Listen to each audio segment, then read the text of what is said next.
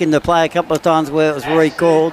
But you could understand why that was, because that wind was blowing across the face, and they are an important part of any grand final day, all the umpires that participate. They are. Without umpires, of course, we don't have a game, Wallace, and it'll be interesting to see how It'll be interesting to see how both senior sides look at the game and what they learn from that reserve game as to how to attack this ground. I'm sure they know, Norm, and you're right, they'll be taking note. Before we award the Turner Medal for the best on ground in our reserves grand final for this year, we will hear from Sandhurst. Welcome up to say a few words, their coach, Lockie Prest. Sandhurst coach coming up. He said they needed to get on their bike. Yeah, well, they left their bikes in the shed, I think, Wallace. He was meaning they need to get that run. The Golden Square today was a hard-fought game. Knew it was going to be. Just shows two best teams in the comp this year, I thought. So it was a good grand final. To our boys, bad luck. It's going to hurt for a bit, but let's get better and take on next year. Cheers. All right. Thanks very much. Urge displays at three-quarter time. Always here or thereabouts on grand final day, and congratulations on another really strong season, and of course plenty more to come from the Dragons throughout the course of the afternoon. The Turner Medal is awarded to best on ground in the reserves every year. It is selected by the Fresh FM commentary team, and Andy Walker from the BFNL board is here to present it this year. Our best on ground in the reserves grand final for 2025 from Golden Square, number 30, James Wilkinson. Well, it's popular. The players getting around him, Norm. Oh, look, he played an excellent game today, Wallace. He was a four-quarter player for Golden Square. In that first quarter, when Sandhurst got on top of them, he was one of the ones that went down back and curbed the amount of goals that Sandhurst were able to get, and then he continued it on for the rest of the day. He played 3 senior games. Congratulations to our Turner medalist for 2025, James Wilkinson. You don't need to do a speech unless you really want to, James. The answer was a waiver.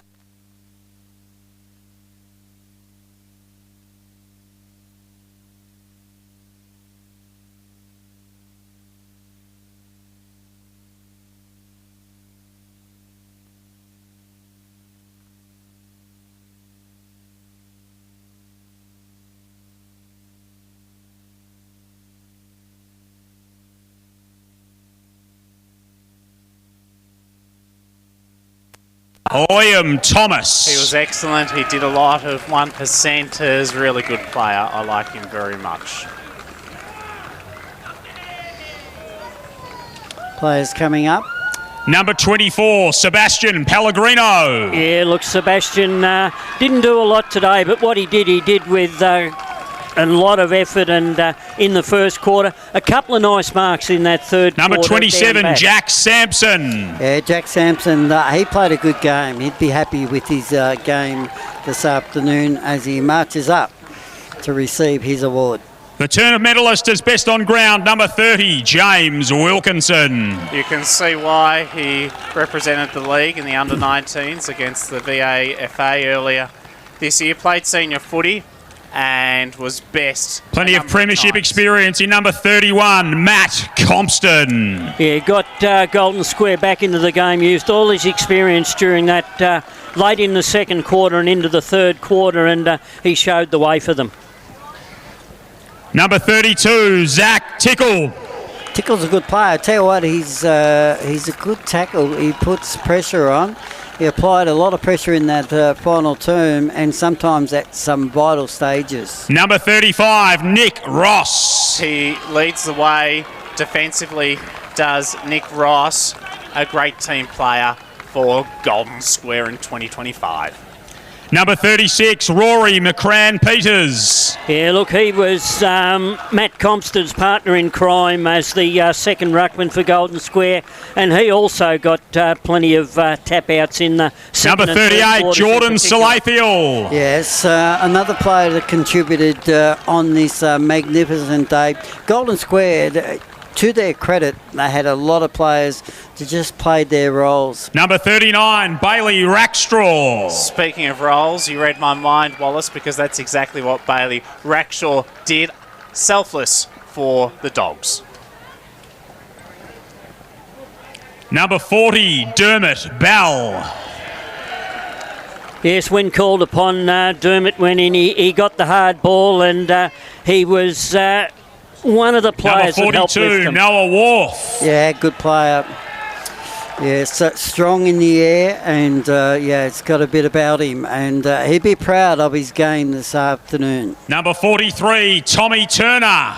Quiet compared to his 3-goal preliminary final performance last weekend, but still was significant in little cameos throughout Number the game. 44, Thomas Dillon. Yes, in the first quarter when Golden Square were getting done, Thomas Dillon was in, he was under, he got the football, he got it out to his runners, and then he continued that Number on for the rest of 45, the day. Lockie Monty. Yeah, Monty played his role this today as well. Pretty popular with his supporters and other players as he comes up to Number receive 46, his medal. Ned Jenkin. He was good defensively for the Dragons, and the defence for Golden Square kept the Dragons to just one behind in the second half.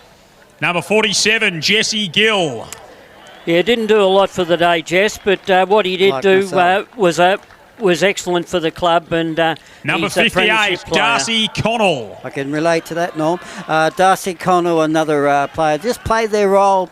And I tell you what, Darcy, you've got a premiership medal. Number to take 59, with you for the Jaden rest of your Chaffee. life. Jaden Chaffee, he wore pink boots. I wonder if he may be a flamboyant character in the Golden Square footy rooms from 5 p.m. tonight. All right. And the co-captains of Golden Square, number 22, Dean Norris. Yes, led the way early for And number Golden 34, Square with Dean. Sheldon Burke. And Sheldon Burke, very good down back for most of the day, and they were inspirations to the rest of their teammates throughout the day. Dean Norris especially in that first and second quarters, and in the third quarter when needed he also stepped up. And now the coach of Golden Square, Henry Anderton. Well done, Henry. Comes up. Coaches put so much into their preparation of their team. Yes, I don't think a lot of people know, Wallace, how much work does go into coaching a a lot of them side. don't sleep much during this footy season. No, you did right. Voice is almost gone already, but well done, boys. Really, really tough effort today. But like I said, I knew we had it in us. Sorry, voice is nearly gone. Knew we had it in us. The first half, we sort of put our backs against the wall, but to your credit, you just kept pushing. Played our brand of footy, and we knew it was going to.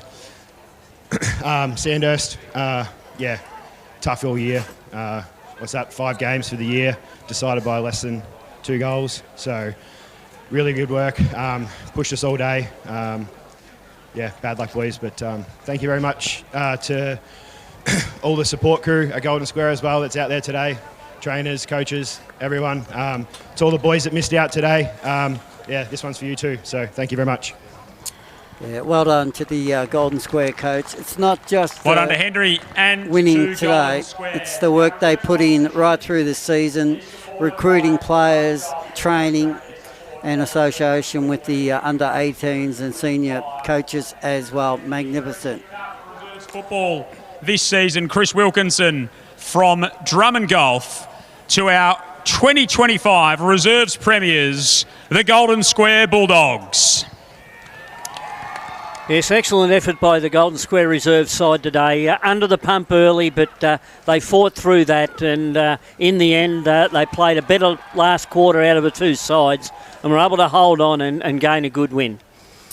And they all now jump on top of each other, as you do, Norm, You do, for yes, the photo.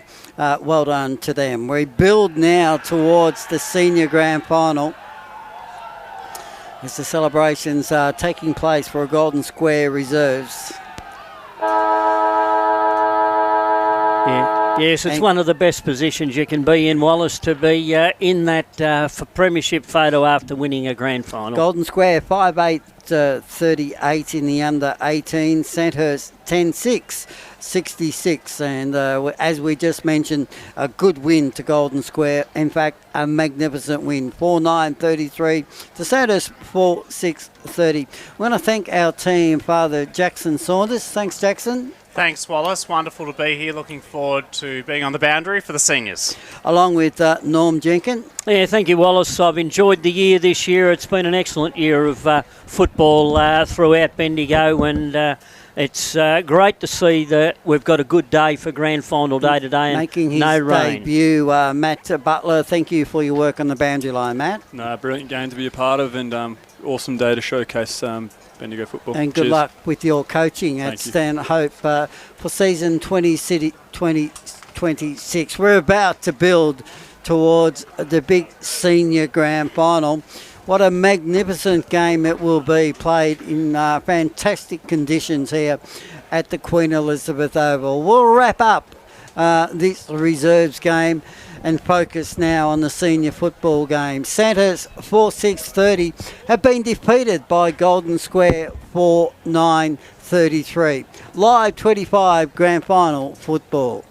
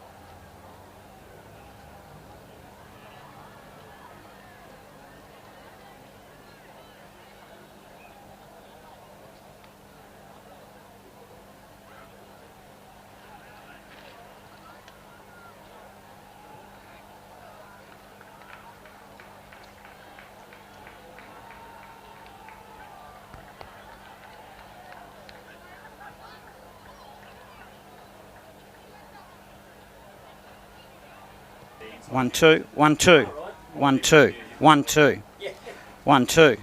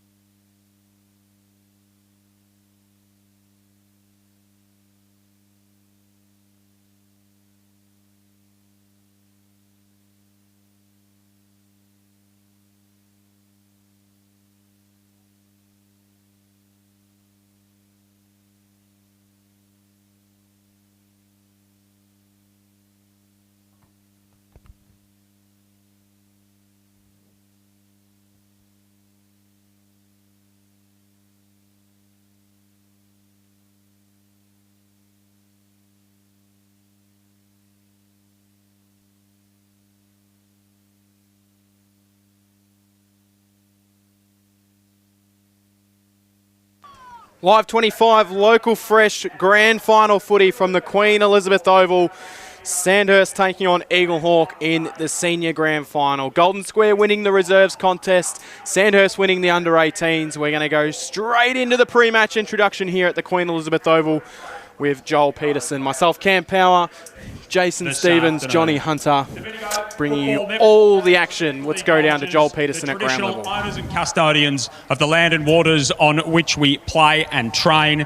We pay our respect to their elders past and present and extend those respects to any First Nations people who may be with us this afternoon. If you're able, could you please be upstanding for the Australian National Anthem?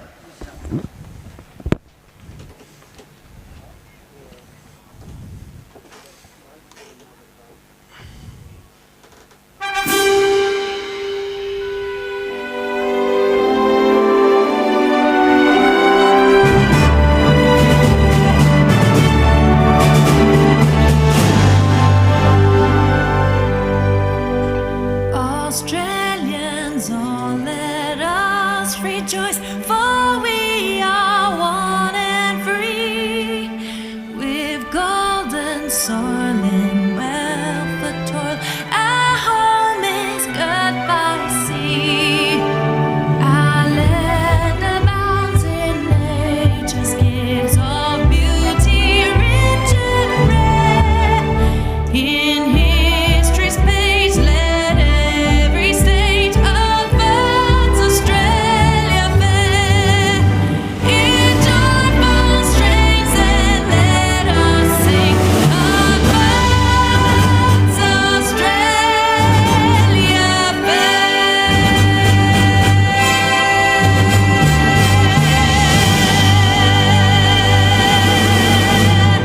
Thank you, ladies and gentlemen. All the very best of luck to our competing clubs, Eaglehawk, Kangaroo Flat and Sandhurst, and to our umpires ahead of our senior and A-grade grand finals for 2025.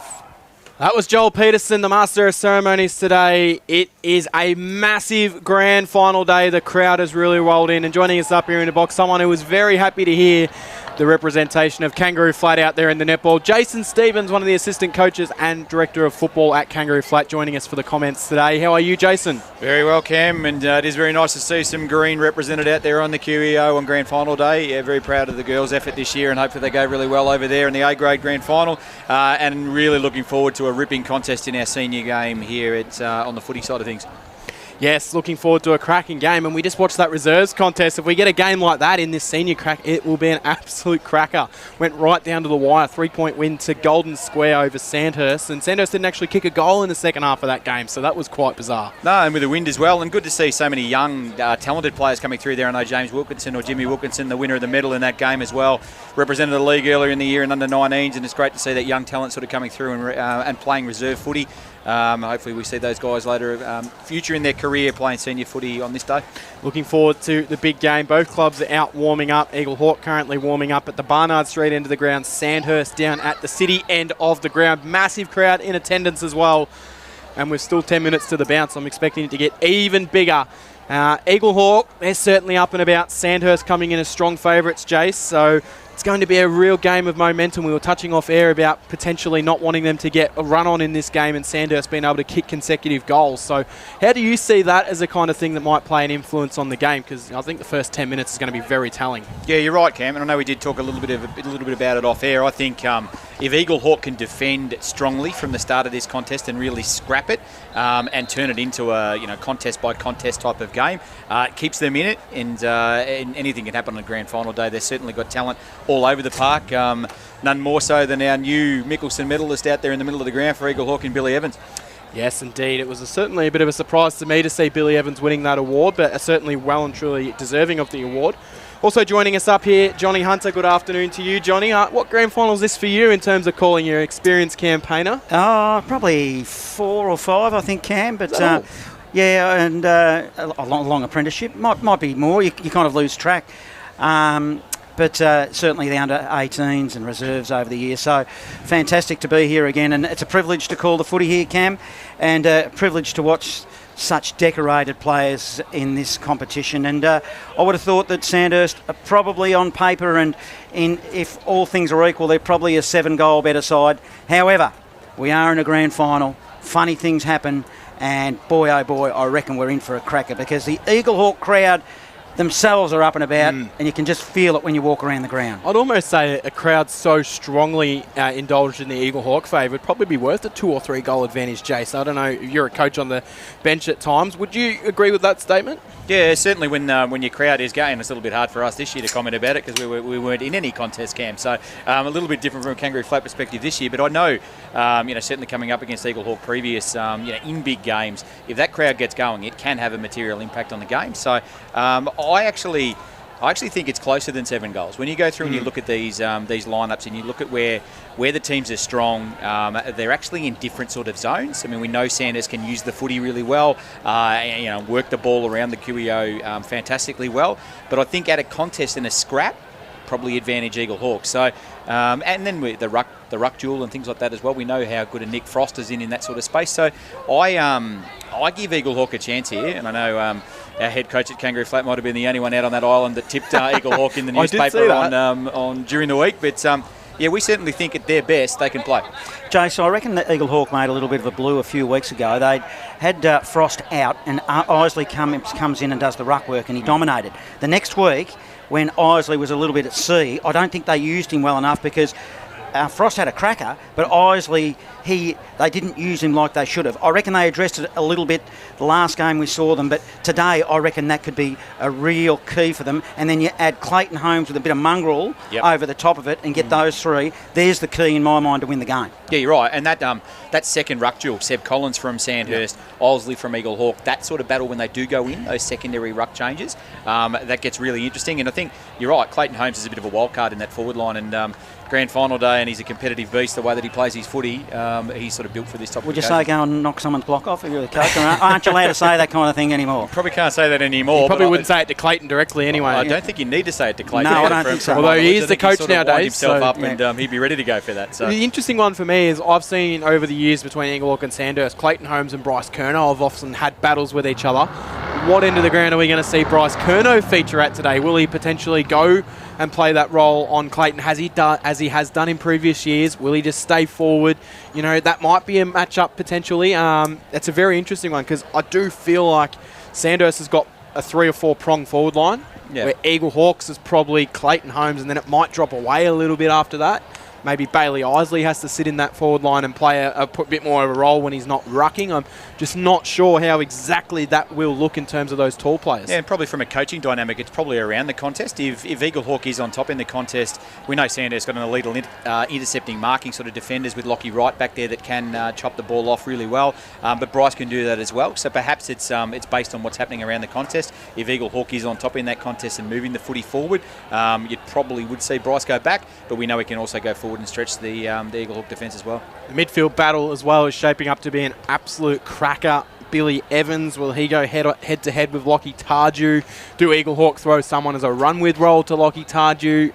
How do you manage that? Because that's probably a question that maybe Trav Matheson and Clayton have been thinking about all week. Do we, don't we? Who do we put to him, or how do we negate his influence on the game?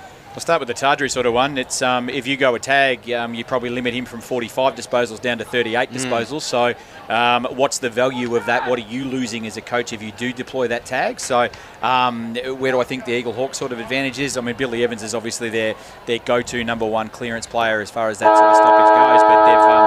But I wouldn't think they'd go a direct hard tag, but I'd certainly think that someone's going to watch Tardru at a stoppage. Probably not tag around the ground, but certainly have a body over at a stoppage. So looking forward to the bounce down. We're 5 minutes away from the bounce of the 2025 Bendigo Football Netball League Grand Final. We're going to head down to ground level where Father Jackson Saunders is down there. The toss of the coin is about to be done. Good afternoon to you, Jackson, and you're back with us again. I am thrilled to be with you, Cameron, and throughout the afternoon the coin toss is literally taking place in the centre circles. So it's Cooper Smith, the Sandhurst skipper, and the Mickelson medalist from Eaglehawk. Billy Evans, and Cooper Smith has won the toss and elected to kick to the city end. That is a wise move because there's a strong breeze. I would say at least 2 to 3 goals to that end. The umpires today, by the way, field umpires David Carter, Joel Wood and Nathan Dunn. Boundaries, George Sazinus, George Stockdale, Logan Polk and Charlie Bannon. The goal umpires Darren Polk and Wayne Ford. A lot at stake in this contest. Eaglehawk looking for their first seniors premiership since 2018 and their 28th flag in their club history. Sandhurst, on the other hand, looking to go back-to-back. Obviously, grand final winners against Gisborne last year. They would become the first team since Strathfield Say in 2014 and 15 to go back-to-back in the Bendigo League if they were to get successive flags. Incidentally, they're looking for their 30th club flag, so Sandhurst, the most successful club in the history of the Bendigo Football League. Great players from both sides. I'm tipping Sandhurst by 5 goals plus, but Eaglehawk will give it their all, and obviously Braden Frost in the ruck is a gun who will give them first use. Thanks, Father. Jackson Saunders down there at ground level. Jason, looking around the ground here, I see Eaglehawk banners at one end, Eaglehawk banners at the other. Not many Sandhurst banners around on the fence out there. That's kind of telling, I reckon, for what this crowd might be feeling for the game this afternoon. Yeah, there's a healthy crowd here at the QEO as well, isn't there? It's, apart from in front of, it's really unique. In front of our commentary box here, there's actually some empty territory, but certainly down the Barnard Street of the ground where the Eaglehawk faithful are set up, there's a healthy number of spectators, and I'm sure they're going to get pretty loud as soon as this contest kicks off. So we touched on the 2018 grand final. I look at the best on player in that day, Jonty Neves for Eaglehawk. Came in with a bit of a dodgy elbow that day, and he was best on ground in that grand final. He's been really solid for Eaglehawk in defence and really reliable for them down there. If he has another BOG performance today and stops Fergus Green from going after the ball, or even a Kobe Maxted, that's going to go a long way to them winning the game. I think he's a key for Eaglehawk today. Yeah, I think you're right. And like I said last week, I feel that he's surprisingly, even though he's obviously had success at on this day, he's an underrated player in our competition. So I'm going to stick with Sandhurst. I'm going to say 5 points, though. I reckon we're in for an absolute cracking grand final. Jace, how do you see it? I'll lean Sandhurst. I think it's going to be closer than a lot of people think, but I would say Sandhurst. Right, I'm going to go with Sandhurst by a kick 2, so hopefully we've got an absolute belter on our hands. Just about to get things underway. The culmination of season 2025 with the two best sides in it now battling it out for the Premiership Cup. It is Sandhurst versus Eaglehawk on Live 25, local finals, fresh footy. To give you the first ball up for the afternoon, here's Cameron Power. Looking forward to this cracking grand final. Healthy crowd in attendance. Umpire Carter, the umpire of the year, has the ball ready to get us underway. Frost and Smetzer, the two ruckmen, are going to get the first contest underway. It looks like Tarju and Evans are lined up on each other as well. So let's get the grand final underway. Season 2025, the big dance is underway. Smetzer got the first hands to the ruck, but he couldn't win it. Ben Thompson went through and fed the handball to Mullen. It's bouncing around at the bottom of the pack. Mullen managed to feed it out to Evans. He was tackled straight away, and we'll have a ball up. Lockie Tarju diving in on the tackle for Sandhurst. So early matchups involving there. Looks like Evans and Thompson. Evans and Tarju, I should say. Frost wins the tap down. Spills out wide. O'Brien's in there, so too Kuma. First kick of the day goes to O'Brien. It's picked up above his head by Jack Thompson. He'll wheel around and send it inside forward 50 to a charging O'Shannessy. And he takes the mark. Hard on a lead, 40 out directly in front. And what a start this would be for Eaglehawk if Jack O'Shannessy can go back and kick truly. Just plenty of space in front of that kick, wasn't there? So O'Shannessy on a lead. Very difficult for a defender to stop that when there's territory directly in front of him. Interesting matchup here from a Sandhurst perspective. Curnow is back, and he's on Kuma for a start. 39 goals this year for Jack O'Shannessy for his 40th goal on the season and the first of the grand final. 40 out directly in front. City end of the ground, or Barnard Street end of the ground, I should say. Goes right to the line, touched over, and Sandhurst rush it through for a minor score. So one behind Eaglehawk, no score. Sandhurst a minute and a half into the grand final for season 2025. So Curnow, the coach, the co-coach of the Dragons will kick it in. A big Eaglehawk crowd behind him. I'm sure they're giving him a little bit of stick. He decides to play on. He'll go beyond 50. Swimming pool side. They set themselves. Pack form. Ball spills to the back of the pack and over the line it goes. Ball in true centre wing position. It's interesting there. Curnow looked the direct opposite side to Frost. So looked where Frost was and went deep the opposite side to Frost. That's definitely a tactic early on. As you would. The umpire will throw it in. Frost against Smetzer. Smetzer, good young player. And Frost, well, I reckon that he's had a super season. As the umpire throws it in, Smetzer from behind, punches it in the path of Smith. Smith of the Dragons, inside forward 50. Green is 1-on-1. Green juggling footy, 50 metres out. He just turns and wheels, picked up the footy. The handball was severe to Smith. And now Eaglehawk, good strong tackling. They win possession. Smith, smothered ball, still... It's now Eaglehawk pick it up through Billy Evans and spreads it wide. Evans' kick went wide, but it's bouncing around to a pack of players. Tarju's handball to Connick. Connick, little kick inside forward, 50 off hands. It'll go towards the boundary line where Wilkinson will see it over. The 218s go at it with Hanley and Wilkinson. And we're underneath the scoreboard. One behind Eaglehawk, no scores Sandhurst, 50 out from goal. Good hot contest early in this one. Myself, Cam Power, Jason Stevens, John Hunter and Norm Jenkin in stats. This afternoon, your broadcast team. Maxted goes up and wins the double tap down. Then he able to handball his own ball to Coughlin. Hard up against the boundary line. Snaps it towards the top of the goal square. Neves goes back for Eaglehawk and knocks it over the boundary line. We'll get a boundary throw in. Underneath that scoreboard again, Johnny Hunter, one behind Eaglehawk. Sandhurst looking to hold territory early. Yeah, they're deep in attack here. Green is looking potent. He hasn't had a clean possession, but you can just see the way he was stalking. Maxted used his body, grabbed the footy and went goalward and slewed it wide. In fact, it hit the point post, so it's out of bounds on the full. No score. One behind Eaglehawk. Sandhurst yet to score. We've gone 3.5 in this grand final. Live 25 local fresh footy. Very bit lucky there, the Borough. That was really good body work by Maxted in the ruck just to actually work Frost, the number one ruckman, off the ball. That's great body work. Probably the third string ruckman doing a lot of the forward hit-outs this year. Langford brings the kick in for Eaglehawk in the Frost direction. He flew up over Tom Campbell. Tom Campbell, the centre-half forward in the team of the year. Up against Braden Frost, who was on the interchange in the team of the year as well for the Bendigo Footy League. Boundary throw in right in front of our broadcast position. Both ruckmen getting a good run up at this one. They'll engage as the ball hits its highest point. One down Smetzer. He was able to then pick it up off the half volley. Snaps around his body. It's a high ball inside forward 50. They all camp under it. Hanley comes through and knocks it forward, but it's picked up by Hood. Hood snaps around the body to the top of the square. Coming around Green. Able to knock the ball to ground. He then sharked it, snapped around the body and kicked the first goal of the day. Terrific finish. And it's Fergus Green with the first goal of the afternoon. One straight Sandhurst. No score. One behind Eaglehawk. It's on in the middle of the ground as well.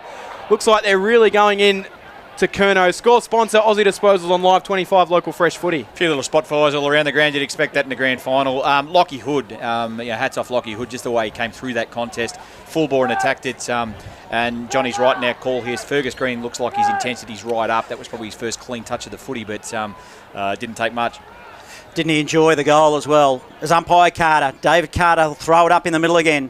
It'll be Smets. He jumped over the top of Frost, but Frost was clever. Won the footy at ground level, then banged it on the boot and put it to half forward. Curnow couldn't quite get it. Thompson did well. He dished it off nicely to O'Brien. He'll go inside forward 50. O'Shaughnessy barrels at the footy. They're going goalward now. Eaglehawk, they're putting the Dragons under pressure, mopped up by Ireland, and he sends it beyond 50 to a huge paddock, Cameron.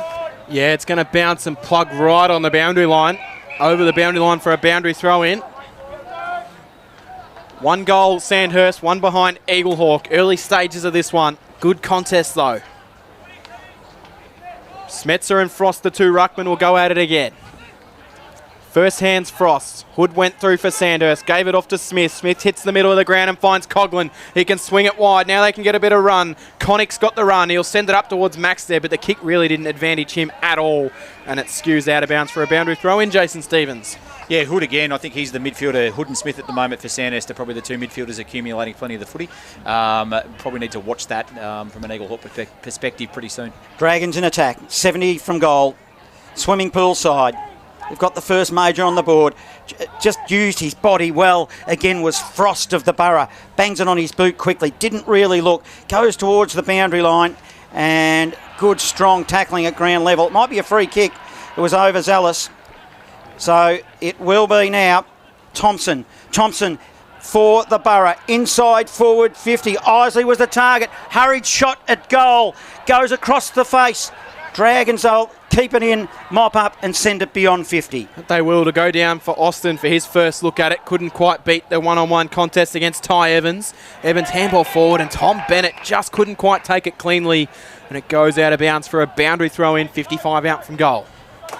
Maybe a little bit of nerves for young Tom Bennett there, Jace? Yeah, a little bit of a double grab, wasn't it? A bit of a fumble, sort of bobbled it over the line. So I'm sure all players are nervous no matter how many grand finals they're experienced. It's a big dance today. So Sandhurst, of course, last year's reigning premier, looking for back-to-back. Eaglehawk haven't won it since 2018. Mullen took the ball and was taken by Coughlin in the tackle. Knocked down. Umpire throws it up in the air. Collins gets his first look at the ruck work. Tardrew was able to steal it. Sent it out wide. Taken in a strong tackle, though, was Ollie Morris. And we'll have a repeat ball up, Johnny. Left half forward. The Borough in attack to the Barnard Street end. Big crowd here at the QEO. Up they'll go in the ruck. No clear winner. Wilkinson tries to jump on it for the Dragons. Thompson jumps on him for the Borough. And eventually the ultimate result was a ball up. Left half forward. Barnard Street in. Borough in attack. Up they'll go. Frost used his body, tapped it straight to the opposition though. Coughed it up there, the Dragons. Still 50 from goal for the Borough. Hurried kick by Thompson out of the pack. It wasn't effective. Ball spills now. It was nice by Mullen. Mullen will go into the hot spot. Curnow tries to mop up. He does for the Dragons and sends it beyond 50. He does, but Eaglehawk are going to have the numbers at the drop of the footy through Frost, who with a little neat kick inside forward 50 finds Parla Kuma. And he takes the mark. 40 out. Slight angle to the left of goals at the Barnard Street end of the ground. Tough kick from here, I think, in these conditions. I'd back him in for this one. I reckon this is well certainly within his range. I think he's the type of player that will thrive on this type of occasion. It's interesting that from a Sandhurst perspective, Curnow's trying to break off and actually get in front of the other deep forwards, and Kuma sort of lowered their eyes, found him open in the hole. It was a good second grab though as well. He had a little bit of pressure coming his way, but he held it. So Kuma comes in, 35 out, and well, he's kicked it almost out of bounds on the foot. Swings back a little bit through for a minor score, but their second minor. Commentators curse already. You just already. don't know what you're going to get with Paulo Kuma sometimes with the way he kicks the footy. 2 behinds Eaglehawk, 1 goal Sandhurst, 9 minutes into the first quarter of the grand final. Lockie Wright will play on from fullback for the Dragons, and he sends it long to the wing. Goes beyond the pack, it bounces, and it's ended up going out of bounds on half forward to the end he was kicking. So how many metres is that? That's got to be 150 almost. I'm not very good at actually judging that meterage, but that's definite wind advantage heading towards the city end when you can see that ball carry like that. Unbelievable. We're on half forward. The kick came from fullback from Lockie Wright. Umpire will throw it in. It'll be Frost, front position, wins it again. He's dominating already. Ball is in dispute on the wing. Kuma getting involved. Grabbed the footy, then lost it. Ureta, beautiful twirl. Then he handballs it in the path of Tardrew. Gets one too high from Sam Thompson and probably just outside his range, Jace. Well, based on the way Lockie Wright kicked it from fullback, he might not be out of his range here if he gets up in the air. In fact, he might put it into the Hargraves Mel from here. He goes long. It's a long ball. Goes to the line and, boy, it made the distance, but just accuracy failed him in the end, and it's a minor score. 1-1-7 Sandhurst.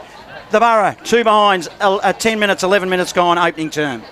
Jeez, I was a bit concerned that Jonty Nees was a bit out of it then. Jason almost went through and no one was on the goal line. Yeah, it was almost a bad miss. Lucky it was offline. Donnet brings the kick in for Eaglehawk. Didn't look like it was offline from up here at one stage there. Donnet will go straight down the middle. Big fly, no mark taken, but it might be a free kick for a bit of front-on contact. So Clayton Holmes has got it in the centre of the ground. He plays on. Kick, though, shallow. Was looking for Isley. And finding his way into the hole will be Ireland. He'll swing it out wide to Jack Keating, who played every game this year for Sandhurst. Jack Keating, after being in and out of the side last year. He comes down the line. Holmes and Coughlin. It carried well over Holmes, and it fell to Coughlin, who knocked it forward.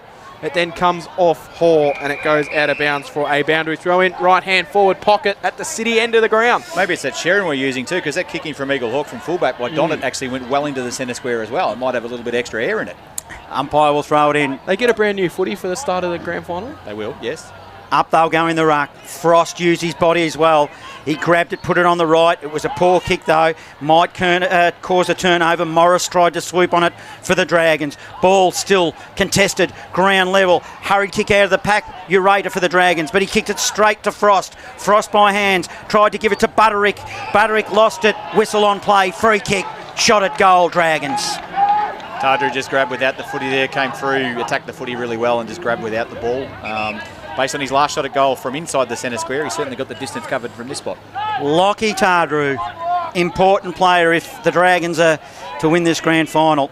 Frost is having some kind of influence for the two Blues as well. As Tardru puts it on the ground, he's going to take his time, Jace, as you would. Let's see what he does with the footy. Twirls it between his palms. The man on the mark stands just inside 50. 45-degree angle, City end. He gets underneath it and he pumps the air. Hadn't even made it halfway and he knew. Lockie Tardru. What a goal. Don Smallgoods is good. Our score sponsor. Live 25. Local fresh footy. That takes it to 2-1-13. Sandhurst, Eaglehawk. 2 behinds, 12 and a half gone. There's another free kick here too. There's the free kick being paid off the ball. So the old double banger. It looks like a double banger, yes. And did you see what it was for? It might be Keating, in fact, that's got the free kick. I'll just confirm it for you. There was a couple of players wrestling there, John. It was an Eaglehawk, Sandhurst. Frosty came in and dragged the Sandhurst player out of the way, and he got caught. So it was there, Norm? It was there, yes. Norm on stats this afternoon, as Keating is the man with the footy. Frost stands at 38 metres. Keating puts another goal. You get 2 for 1. What a deal. Here it is at the QEO. And that's some momentum for Sandhurst. Takes them to 3-1-19, leading Eaglehawk 2 behind score. Sponsor Bendigo City Framers. Live finals 25. Local fresh footy. Really disappointing from an Eaglehawk point of view to give away another goal in that sort of situation. But from both teams, from both players that had their set shots, routines were really important there and finished it perfectly. Feels like Sandhurst are just wanting to put the foot down. They've got the green sign up in front of us. Is that just a case to go hard and try and blow them out of the water early in this game, you reckon? Yeah, green dragon go. Red dragon stop. The green one for flying up here. Pretty basic stuff. Ball in the middle of the ground.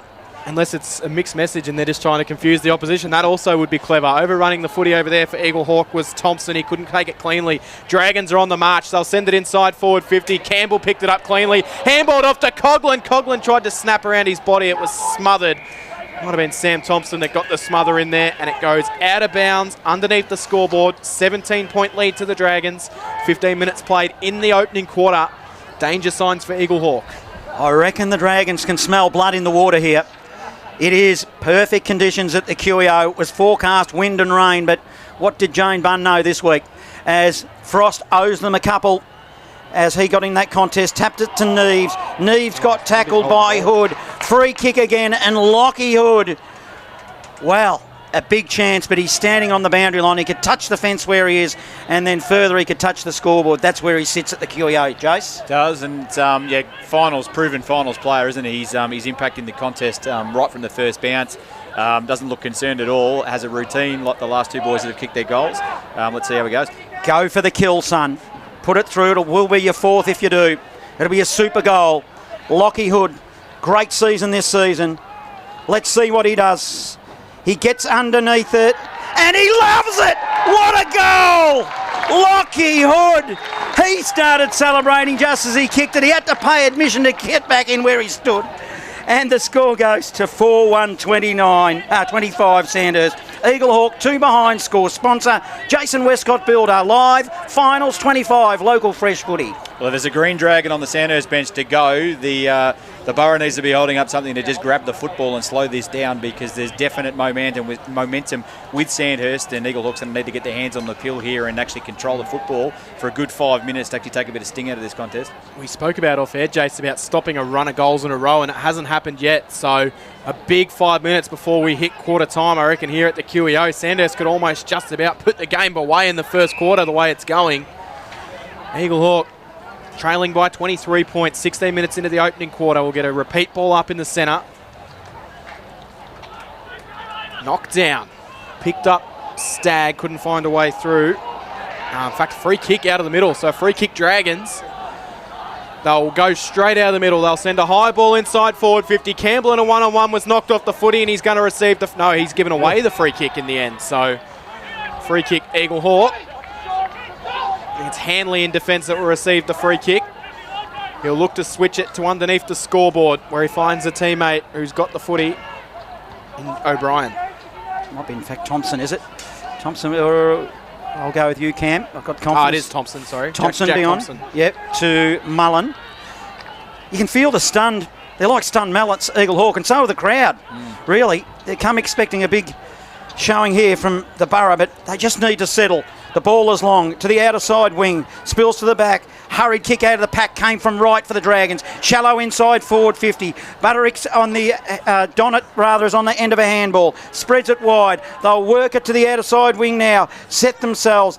Wasn't quite there with it with Frost. Now he's in the contest. Wilkinson though wins it. Matty Wilkinson, handball though, coughs it up. Can they get out of here? It's a messy little bit of footy. Emerging with it is Nick Thompson, and away he goes. Sends the kick down the line. They've got a loose player out here in McGregor who takes the mark. McGregor 70 from home. Will wheel around onto the right foot. Wants the one-on-one contest. Goes looking for Clayton Holmes. It favoured Sandhurst, so Farrell knocked to ground. And then going through, collected high. Sandhurst free kick deep in defence. The Borough crowd behind the goal starting to get a little bit involved in this contest. Their team needs them. Free kick Dragons. Oh, it's a shocking kick. Blake McGregor's dropped a chest mark that he wasn't expecting. An absolute let-off if you're Sandhurst there. Boy, Jace, what happened then? Will Bryan actually came off the instep and went the tumble punt. Not sure the Eaglehawk player knew it was coming. McGregor had a golden opportunity to take an uncontested mark. Frost takes it out of the ruck. Bangs it goal. I don't know if anyone touched it. It rolls right to the line. And it's punched through at the last second from the Dragons. So 3 behind Eaglehawk, 25 Sandhurst, 22-point margin, 19 gone first quarter. Score sponsor Parsons Towings in Castlemaine. Curnow for the Dragons, plays on, sends it poolside, a long kick. Tardrew with a punch from the rear, but it's all Eaglehawk now. Kuma collect the footy, poor kick to half forward. Good strong tackling by Eaglehawk. 70 from their goal, will have a ball up. Just need to take the sting out of it here a bit, don't they? They need to possess the football a little bit and keep it in their half. Let's get back to the basics for Eaglehawk. There's a long way to go yet. Smetzer jumped high, jumped early, won the tap for the Dragons. Hood wins it. Little sharp handball, it was good. Then the hurried kick to the outer side wing. Still in dispute. Matty Wilkinson, good strong tackling. Hood gathered the ball, then lost it. He had it sold for the Dragons. Was looking goalward and then lost it. Over the boundary line it goes. Ball in. 23-point margin. Sandhurst lead. 20 gone. Opening term. Live 25. Local fresh footy. So they need a response here, Eaglehawks. Just feel they'd love one before quarter time. But it might not be all doom and gloom if the breeze is as strong as what people are suggesting out there towards the city end. Sam Thompson receives the footy. He'll be able to then paddle it up towards the top of the 50. Holmes in a one-on-one battle, couldn't take it against Wright. Did well to feed the handball out to Mullen. Mullen steps, steadies, composes himself and hits Billy Evans. Uncontested, he was pushed after he got the mark. Umpire Carter didn't fall for it. The Eaglehawk crowd behind the goals demanding 50. They're not going to get it. And it'll be a chance for the Mickelson medal winner for this year, Billy Evans, from 40 out directly in front to kick a much-needed goal for his side. He talked about this in his speech on Sunday night, that he's learned how to go forward and impact the contest. Here's his chance in the grand final. Needs to kick this one, you feel. 40 out directly in front, and he sprays it across the face. Lucky to actually sneak it in for a score in the end. Minor score. So 4 behinds now, Eaglehawk. Sandhurst 4 goals, 1, 20 minutes into the opening quarter. Right for the Dragons. Identical kick to the previous one of Curnow. They must be under instruction. Finds Smetzer. Smetzer's got time and space for the Dragons. Inside forward 50. Campbell is the target. And it was good, strong in the air by Langford, who did well for Eaglehawk. Punched it over the boundary line. It goes in front of the scoreboard, which sees Sandhurst leading by 21. It was great by Langford. Came off his man Fergus Green and impacted that contest. That's really fast ball movement from Sandhurst, isn't it? To move it from one end to the other in the space of 2 kicks. That's quality ball movement. Yes, it was brave, high risk, high reward footy from Charlie Langford. Saves the day on that occasion. Could have easily gone wrong. Shallow boundary throw in. Neither ruckman got to it. Spills down. Cooper Smith burns his way through. Sends the kick towards the top of the square, but it floats out of bounds on the full. So it'll be a free kick to Eaglehawk in the last line of defence. Underneath, right on the point post. Hanley has the footy.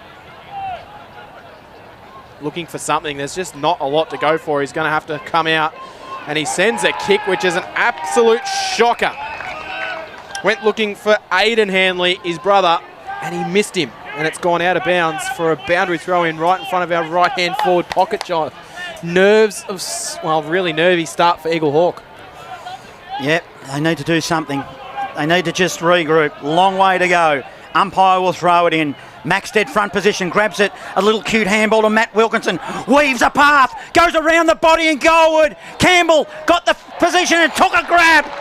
It was good one-on-one contested and wow, boy oh boy, good work. Just that break from the contest, isn't it? We've had two prime time seats here where we're sitting in the commentary box and the Sandhurst players just attacking those contests at pace and taking the ball away. I think that sort of stoppage work needs to be something that Eaglehawks address with a number of other things at the moment. He's only 10 metres out. He'll step around the corner like they always do nowadays. And Campbell slams it through. And they go to 5-1-31 at Sandhurst. No goals on the board for Eaglehawk. They are 4 behind. Live 25, local fresh footy score sponsor, Aussie Disposals. The grandstand here at the Queen Elizabeth Oval is absolutely full. Barely a spare seat up in the grandstand, and a green card being signalled by Blair Holmes to the Sandhurst players. So some in-house communication. They are dominating this term, Jason Stevens. They certainly are. That green sign has gone up. That's like rubbing it in a little bit further, isn't it? We want to attack even harder. They've almost got the opportunity to almost kill this grand final before it even really starts. Eaglehawk response. Ben Thompson tried to charge out of the middle, and he was caught holding the ball. Strong tackling from Sandhurst. In the middle of the ground, Lockie Hood, who's been impressive early. He'll send the kick out wide towards Urater, but it carries over his head. Father Jackson at ground level, those trees looks like they're certainly blowing towards that city end at the moment, and that kick looked like Urater just did not judge it at all. The breeze has picked up from 25 minutes ago when I did the coin toss. It's a very significant breeze to the city end. Is it worth 5 though, Father Jackson, because they did get 1 for free as well, so is it worth 4? I would say it's definitely a 3 to 4 goal breeze at the moment. Right, because you've got to remember they had that double plugger, that double goal, as Tardrew wins it, 51 from goal. He went round the body, didn't get any purchase, and good strong mark running with the fly to the footy was Ben Thompson. He'll look to horseshoe it out. He goes aggressively to Langford, who stands at the top of his defensive square. His defensive goals is at his back. Now, in fact, he'll send it whence it came. Back, right on 50. Hits up Aidan Hanley. He kicks it further afield, hard up against the boundary line. He finds Bennett. Bennett now turns and goes, and he'll go long up the wing.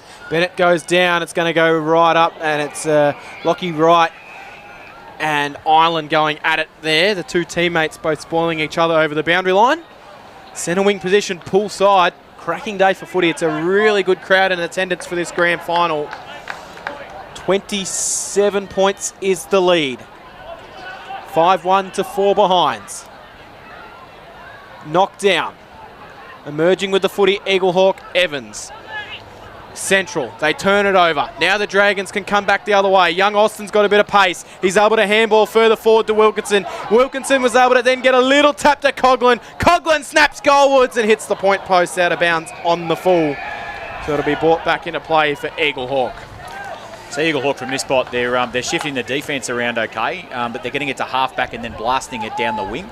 And Sandhurst is just waiting there for that kick with their interceptors and bringing it back into their forward line. So they just really need to control the ball from this spot of the ground. I'll be interested to speak to Norm Jenkins shortly about the key stats here, whether that's having any influence. But the wind is certainly one of them. Whistle on play as the ball went beyond 50. Eaglehawk free kick. So getting up with a footy with a free kick. I thought it was going to be O'Brien. It's not. There's Hanley. Hanley goes short pass, 30 forward. It's effective. Now the ball works its way to Thompson. Thompson handball in. Aggressive. Good, strong work. It was nice by Ty Evans. He goes inside forward 50 shallow. Running with the fly of the ball. Thompson couldn't get his hands on the footy. Also in the areas, O'Farrell for the Dragons. Ball spills to a dangerous position. Can they get their hands on the footy here? Eaglehawk. It comes out to 50 from the goal that they're attacking. Good, strong Dragons tackling. They'll win it. Tardrew's out and kicks it to the wing. So Maxted goes at it. He just didn't quite take the mark in front of Neves, but he was impeded. Umpire said he got him high. So Maxted picks up the footy. No one on the mark. So he's allowed to just get up and go. Runs his allotted distance and chips the pass to absolute perfection. And it lands on the chest of Fergus Green, who is... Well, he's right on the paint of 50 and he will release from right where that 50-metre arc meets the boundary. This will give us a really good look at this breeze. So this hangs out beyond the left post and blows back in. We know that's a pretty significant breeze heading towards the city end. Experienced campaigner is Fergus Green. 42 goals on the season. 43 if you include the one he's already kicked in this quarter. So for his 44th of the season, he swings it back the other way. That's going right to the line too. What's happened here? Has he kicked it? Has he missed it? I'm the not boundary sure. umpire, Cameron, was suggesting that he stepped out of bounds as he had the kick at goals. So the boundary umpire is consulting the field umpire now. And it looks like it could be a boundary throw-in. Confusion aplenty, but that was the body language that was indicated there from the Jacko, field umpire. And yeah, Fergus Green is furious, shaking his head, so it will be a boundary throw, and you saw it too, Jason. Yeah, he's indicated he's come off his line. I don't think he's ever actually come back in line from out of bounds either, but he's actually indicated he's gone off his line on the approach to goal. I didn't hear the field umpire call play on, but certainly the boundary umpire had indicated it was out of bounds. So, well, we have a stoppage in the same spot that Fergus had the shot at goal. So why are we balling it up and not throwing it in? We should be throwing it in. So it's a ball up. That's the confusion again. And now Eaglehawk are going to get a free kick just to rub some salt into it. So I'll ask you a question, Ben Cam. Thompson goes with a short pass to Donnett. Donnett in defence for Eaglehawk. Looks to switch, and then he's going to have to come more central. Dangerous kick, and he's kicked it straight to James Coughlin. He went looking for Budrick, and it just swirled away from him. And Coughlin, who's been very impressive in this first quarter, can kick a goal from 40 out directly in front. Sandhurst could have 6 goals on the board, and 3 of them have probably come from their work. Others have just come from brain farts from Eaglehawk and a discipline error. So they're their own worst enemies at the moment, Jace. They certainly are as he approaches in. So in he comes, Coughlin, 40 out, directly in front for a 6th Sandhurst goal. He hangs it to the right through for a minus score. 32 plays 4, 29 gone in the opening quarter. A real let-off there for the Eaglehawk. Here's a rule question for you, Jace. Have a think about it. How can it be play on unless the umpire's got to say, the central umpire's got to say play on, doesn't he? He did kind of swing out really wide, though. The umpire's got to say... I believe the central umpire needs to call play on before the boundary umpire can call it out. So Donnett plays on, runs a long way for Eaglehawk. Then he sends it swimming pool side. Back of the pack though. Maxted wins it. He'll come in board, looks for Hood. Good defensive punch. It'll be Eaglehawk. Can they win it through the middle? They won't. Hurry kick by Cooper Smith. He goes to the Dragons. He looks for Fergus Green. And it's a good strong mark that was taken, saving by Langford. And 50 metres as well. For what? One of the Sandhurst players, I think Fergus Green got called to stand and he might have kept running away, or potentially, or he come across the mark. He's probably had a little bit of a nightmare with the umpires over the last 30 seconds, Fergus. Langford sends it out wide and he finds Tom Bennett, who's roaming that far wing for Eaglehawk, the poolside wing here at the QEO. 28 points is the margin. He'll come down the line. And Ureta takes the easiest of intercept marks he could find. It's not the Eaglehawk pressure that we were expecting coming into this game at the moment. Ureta's able to chip the pass backwards to Curnow. So Curnow across half-back has his hands in the air, pointing traffic around. Really nothing going on further of the footy, so he's just going to come down the line and roost a 60-metre ball. Even that one's carried a long way. It spills to the back. Coughlin managed to fire out a handball, showing all his class and experience today. Maxted picked it up, handballed it off to Lockie Wright. Lockie Wright goes goalwards and slots it. So the Dragons are on fire. A 34-point lead as we approach quarter time. 6-2, 38 plays 4 behind. Score sponsor is Parsons Towings in Castlemaine. Live 25, local fresh. Grand final footy. Well, that's certainly green dragon football when your centre half backs coming through and taking a handball receive from your centre half forward and slotting a goal. So it's just the ball movement and control from Eaglehawk. When they're trying to control it, they're turning it over with poor skill execution. And when they get the ball at half back, there's no options on. They go long down the line, and Sandhurst returns possession. Back it comes and in their forward line. So both styles of play aren't working. It's an absolute clinic being put on here by Sandhurst. What a super team they are. Now it's Butterick, receives the handball from Frost. Eaglehawk inside forward 50. He's paid the push. And they will get a free kick right on the siren. And don't they need this one, Jason? They certainly do. I thought there was a lean, not a push, but just in live. I'd love to see it again, but they certainly need this. This needs to go through the big sticks. Is it Clayton Holmes? It is Clayton Holmes. He's at 45 metres. He's going well beyond the 50. He's taking a Jeff Thompson run up. Michael Holding, take your pick, because the man on the mark is well within 50. So he's going to the Barnard Street end. He's on the swimming pool side. Twirls the ball between his palms. Crosses the paint of 50. Now he goes under. Stabs at it and punches at the crowd and says, "You beauty." It's through the middle, and didn't they need that right on quarter time? 1-4-10. It's on, Johnny. Eaglehawk. 6-2-38. Score sponsor. Parsons Towing Castlemaine. Can you pay a free kick after the siren has sounded? What's happened here? We're getting niche in these rules, aren't we, with these incidents that are happening after siren. Dayton Ureta's been knocked over pretty aggressively. Down too. And the umpire did go straight towards Clayton Holmes. Has he pulled out a card? It looks like he has. Yes, a yellow card has just been given. I'm wondering if it's to Bailey Isley. But yes, the Sandhurst player is still down. He's in that assistance of a couple of trainers. I think he'll be okay. Is it not Clayton Holmes, maybe potentially, Jacko? Yes, it is Clayton Holmes. He's going to the dugout now, so he's not happy. And the Sandhurst co-coach Bryce Kerno is beyond happy. So a yellow card right on the siren, and Eaglehawk have done it to themselves, Jace. They have just imploded in this grand final. Sandhurst are on fire. Eaglehawk are doing everything they can to really throw this game away. A 28-point lead to the Dragons. 38 plays 10. It's quarter time at the QEO. Grand final day footy on Live 25 Local Fresh Footy.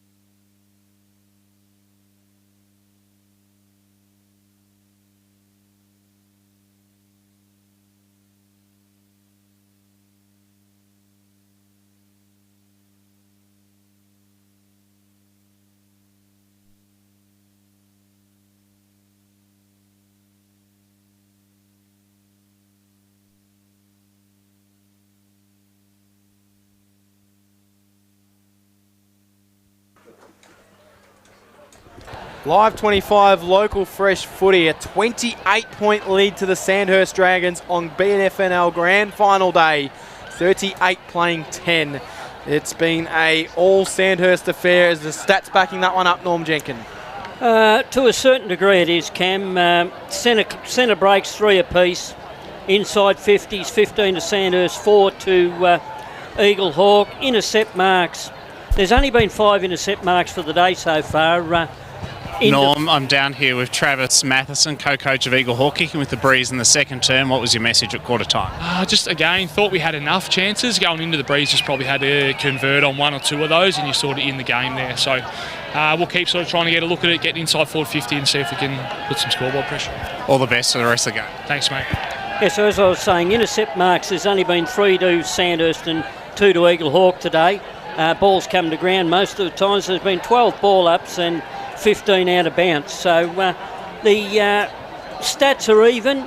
It's just unfortunate Eaglehawk haven't been able to make the most of their inside 50s. As we just heard Trav say, they were in there plenty of times. They were in 10 times. They could only kick 1-4. Just a bit more of a report of what happened at ground levels. So Jaden Utara from Ureta from Sandhurst, he received a very heavy knock. He looked very groggy at first, but he was talking to the trainers as he was taken off the ground. Fergus Green was furious with what was happening. He was talking to the umpires for a couple of minutes. Carol McKinstry came in at one stage to see how things were going. There was some angry words from Cooper Smith and Nick Stagg directed towards Eaglehawk and Clayton Holmes in the boundary, who's been yellow carded. His body language was very dejected.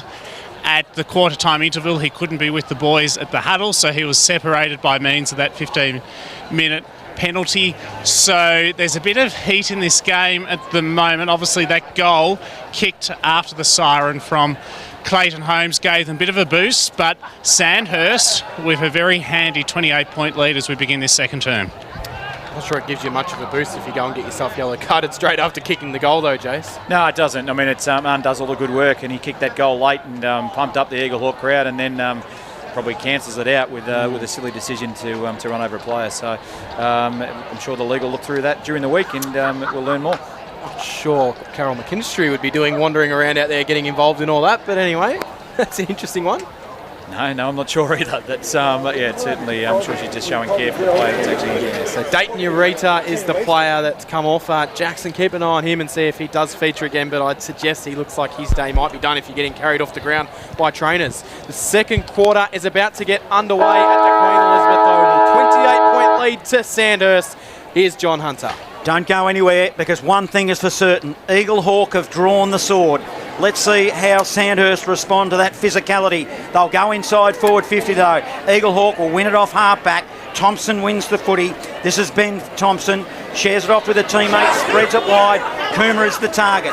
Coomer picks it up for the two Blues. He'll go long inside forward 50. It's shallow. Wright got caught behind, and it'll be a free kick going the way of the Dragons. So Lockie Wright will receive the free kick for a bit of hold. No, it's actually Mills that's going to receive the free kick. So Mills sends it down the line. Smetzer takes the mark. Right in the middle of the wing, grandstand side. Hugh Smetzer wheels around onto his right. High ball to Tom Campbell, who's got to beat 2. Did okay to force the contest. It comes out. Austin picks it up. He almost fell over, but he recovered himself, snapped goalwards, and he was never, ever going to find the goals. He was well and truly off balance, and he's kicked it into the point post out of bounds on the full. Langford will bring the ball back into play. He'll chip the short pass. Donnett will try and merge his way out of defence for Eaglehawk. Sends it long down the poolside wing, but it's gone straight to Connick. Connick, short pass. It's effective. Hits up Coughlin. Short pass forward and spread it further wide. Finds O'Farrell. O'Farrell tripped over his own shoelaces, Jason, I think, as he put a bit of mayo on that as he went past the Eaglehawk player, went to ground. Let's see what O'Farrell's got. 70 from goal. He'll go into the hot spot. Big punch from behind. Eaglehawk, they'll win it now. Long kick. It looks like O'Shannessy won the footy. In fact, it might have been Isley. Kicked it straight to the opposition in Mills. Mills will spread it across half-back. Finds Ireland. Ireland back to Mills. They're playing kick-to-kick across half-back. City end. They lead by 28 points. Fans it wide to the outer side swimming pool wing. O'Farrell is the recipient. Gets tackled strongly by O'Brien of Eaglehawk. Free kick on the defensive side of centre wing for the Borough. Those little things can be things that can change momentum back your way. Terrific tackle, O'Brien. Goes in board with the kick. Finds Evans. So Billy Evans has it here. He'll go even further down the line. Nick Thompson got shoved underneath the footy. It spills to the back, and Liam Ireland is just playing all on his own. He's able to handball over the top to Connick. Connick then gets it further forward. They handball their way out of trouble. Eventually it spills out. Chance for Eaglehawk to be able to turn it over through Sam Thompson, but he couldn't get it. And somehow James Coughlin emerged with the footy, kicking further forward. He finds Austin, 70 out from goal. Austin launches towards a one-on-one contest for Tom Campbell. Knocked away from him. Langford comes back to supply some help for Eaglehawk, and he'll clear out defence. It should sit for Kuma. Kuma's got to get around the one-on-one of Smetzer. Smetzer got him in a terrific tackle. Kuma stood up, managed to get his kick away, and he found Frost, who emerges with it inside forward 50. Nick Thompson flies, couldn't take it, spills to the back. It should fall for Connick. Great umpiring. Let it go in the grand final. I loved it. Love to see it. Curnow goes wide now defensively, Dragons. Finds Ireland. Ireland kicks it 30 metres forward. Hits right. He's had a super season as well for the Dragons. Stands on the boundary line, swimming pool side, half back, kicking to the Barnard Street end, kicks it down the line. Right, it's a long ball. Maxted was his target, and it's either out of bounds on the full or free kick. It's the former, and it's out of bounds. Cam, you actually just said in the call there that Liam Ireland by himself, that's because his direct opponent is actually off the ground, so with their one down on the Eaglehawk point of view. Just on the disposals, we've got some live data from Prem data. Actually relatively even. There's 78 to 82 disposals across the ground, so Eaglehawk certainly had plenty of the footy. Donnett gets the ball here and he clears it out towards the grandstand side wing. Jack Thompson tracks after it, soccers it up to himself. He accelerated away from Mills, then he got one collected high. Umpires, well, looked like he was going to call it, then he eventually got up and said play on. Curnow barrels his way through. He got through the Jack Thompson tackle. He didn't get through the Kuma one. So we'll have a ball up right in front of us in our broadcast position. Probably a little bit lucky there. He got wrapped up after the first contact, so probably a little bit lucky. Yeah, usually if you break one tackle and get caught in a second, it's usually Spills holding the ball. Mullen emerges with the footy. Kuma was fumbling, but he's able to recover. Got some time and space. Low ball inside forward 50 for O'Shannessy. Was shoved off it by Brome. Picked up by Lockie Hood. Hood gave it straight to Hoare. Over the top he goes. O'Shannessy couldn't get there. Ireland actually come charging in. He was playing a loose role in defence, but they've somehow managed to stuff it up. And Ben Thompson socked through a goal. It's the most unusualest of goals, but it's going to result in one for Ben Thompson. A little soccer from the top of the square. And it's now 2 in a row to Eaglehawk. So they get the game back a little bit. 2-4-16, playing 6-2-38, 5 minutes into the second quarter. Score sponsor Don Smallgoods is Don is good. As I just said during the call, that was we probably felt here in the commentary box that Sandhurst has dominated most of this contest, and the scoreboard certainly suggests that. But as far as disposals go, relatively even. So if Eaglehawk can tidy some of that up and actually use the ball a little bit better, we might see some more scoreboard activity. Nick Thompson for Eaglehawk just came off with a bit of a sore ankle, perhaps, with the help of the trainers for Eaglehawk. So we're back into the middle. Umpires letting it go, and a free kick's being paid. It'll go to Sandhurst. I'm barracking for the umpires this afternoon. I reckon they're doing a super job, Jason, to this stage of the game. I think they are. It's a hot contest, and they're holding in there pretty well. Just let it go. Collins short pass finds Keating. Keating of the Dragons will go inside forward 50 now. He ignored the lead of Campbell. It's to the hot spot. Sam Thompson socket off the ground for Eaglehawk. Running onto it though was Collins. Free kick. Gets one for too high, and he'll line them up. He's within distance, you'd think. Well, he kicked a goal a couple of weeks ago in a final from about 55 out to the city end, so the wind won't help him at this end, but he is a big kick of the football, so I think you're right. He's within range to have his shot. They haven't really settled since Ureta was taken off. I reckon this is the steadier that they need. Collins, man on the mark, stands at 40. Barnard Street end. Not much angle to speak of the Dragons. Steps inside, goes off the side of his boot. It's not even going to be close. They set themselves. Big pack forms. Hurry kick out of the pack goalward is nothing. In fact, it's a minor score. Dragons increase the lead. 39 playing 16. 6.5 gone. Second term. Live 25. Local fresh footy. Long kick out of defence straight down the grandstand wing. O'Brien tried to claim it. Knocked it further forward to O'Shannessy. Can come out to Kuma.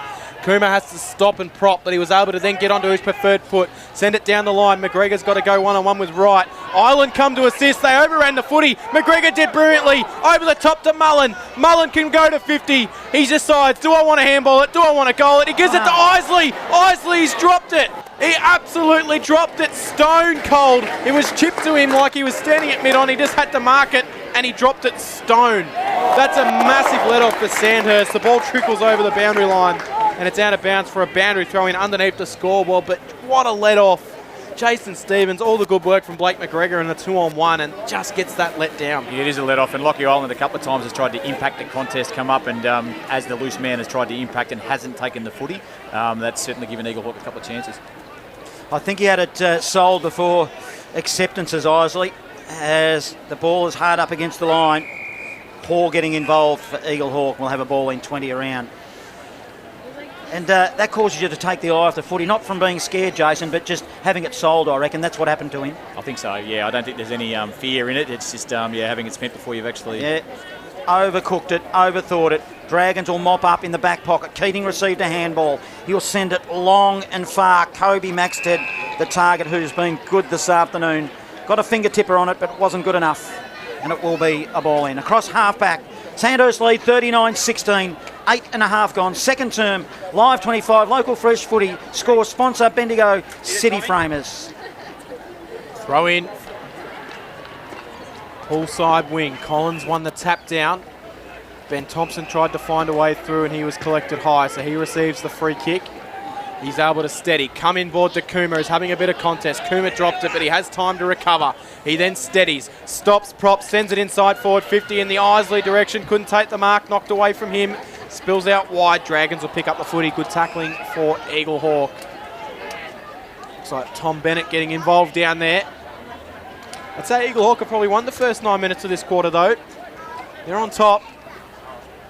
Collins tried to get it on the second tap. Stagg kicked it out of defence, straight to Ben Thompson. Handball to Sam Thompson. Sam Thompson will load up. It's going to go right to the line. Island, rather professionally, I reckon, drops the mark through for a minor score. 39 playing 17. 22 points of difference 9 minutes into the second quarter. That is the last 2 goals for the Borough as well, so if they can manage to get another one here, it's a bit of momentum that really swings their way. So this next goal is really, really important as far as this contest goes. They've settled the Borough. Contest still on.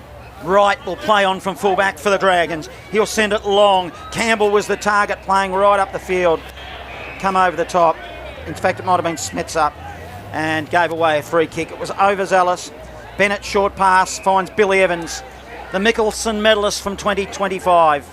He's on left half forward, too far to score. It's a crowded forward line. Isley should be his target. It is, and he clunks this one, gets one under the chin, but puts some mayo on it. Good umpiring, didn't sucker. Didn't get suckered in, umpire. And we'll have a shot at goal. He felt like a deck of cards, Cam, don't look at me like that. What do you reckon, Jason? You backing me up? I try to stay neutral with my comments around the umpires up here, Johnny. I think that was certainly the contact was high. There wasn't a lot of force. I agree that he did go down and try and suck it in, but there was certainly contact high. I won't have it. It's a grand final. Don't be trying to milk free kicks in a grand final. I reckon they're standing up, the umpires, and so are Eaglehawk now. Important kick. Let's see what he can do. He owes them one, I reckon, from a couple of minutes ago. And slots it. Game on here at the QEO. Eaglehawk 3-5, 23. They trail 6-3, 39. Score sponsor, Aussie Disposals, Live 25, local fresh footy. That's what we said. That's the 3rd goal in a row now to Eaglehawk. That's a little burst of momentum for them if they can keep this rolling. But we might see the Red Dragon go up from the Sandhurst bench here to try and control the football a little bit. It is game on. It was well called, Johnny. This is game on now. So. And really impressive with 1 man down, 2 on the ground. Sandhurst have added only 1 behind in this term in the opening 11 minutes. Yeah. Back in the middle we go. Frost taps it down. Tarju will track after it, but really going through nicely there was Jack Thompson. They win the ball, Eaglehawk. They can send it inside forward 50 from Joel Mullen. Isley comes out as the target. He's able to track it towards the boundary line. I think O'Farrell was rather happy to see that one over as well underneath the scoreboard, but they're getting on top in the midfield. That was Kuma that time, Cam. He's having an influence in this contest as well. Been very impressive.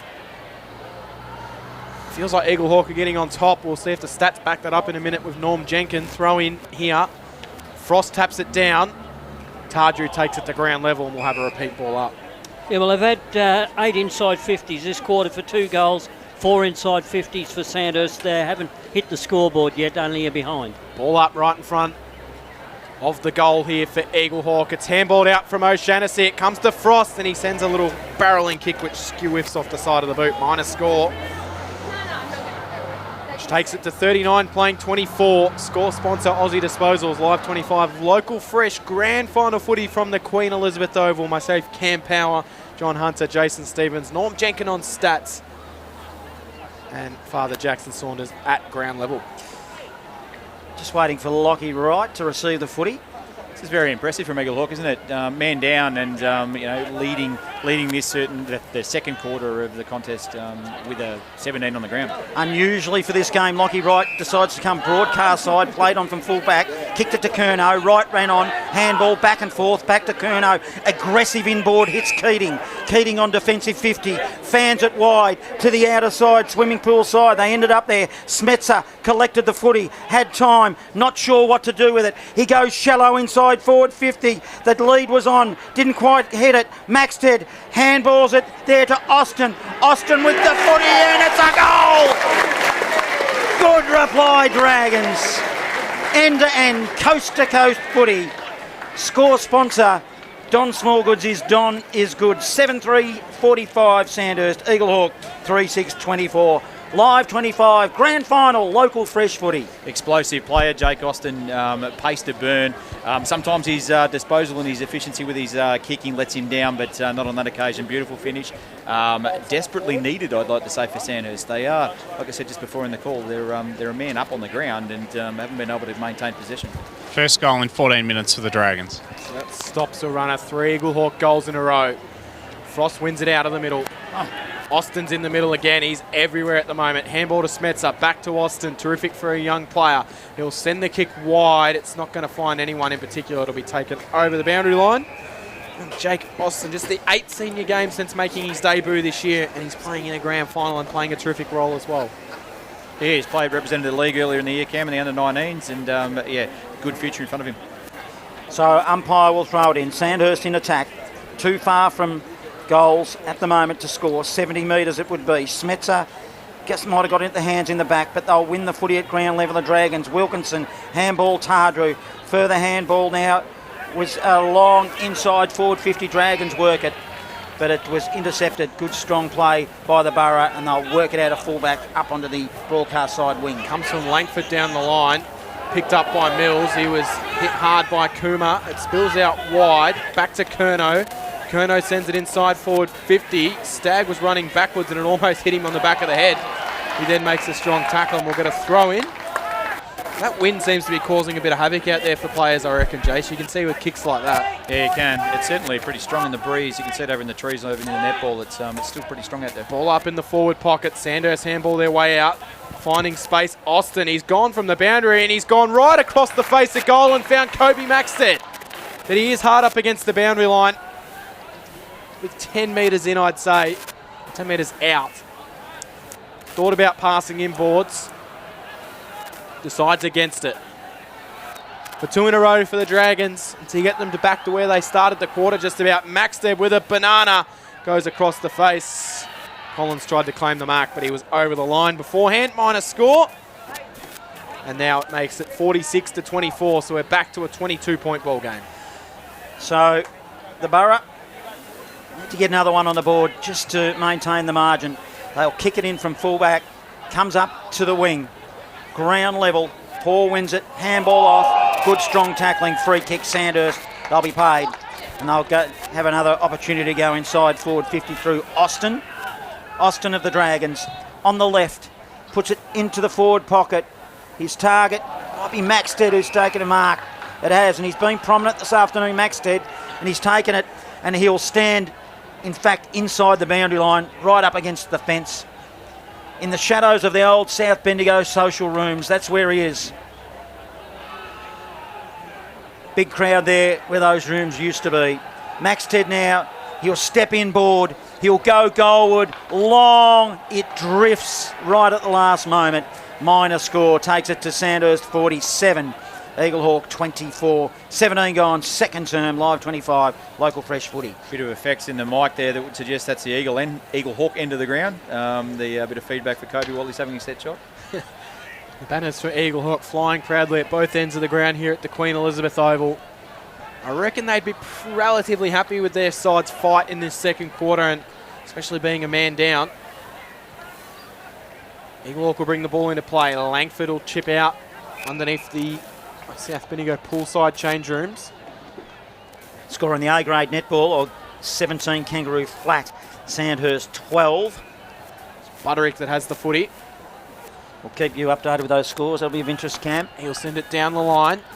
No mark taken off hands out of bounds, particularly for one of us up here in the box. There was a slight little fist pump off air. No one could hear that on the commentary. Going to throw in poolside wing. Game's just kind of mellowed out, I reckon, in the last few seconds here. It was quite feisty to start the quarter and end the last one.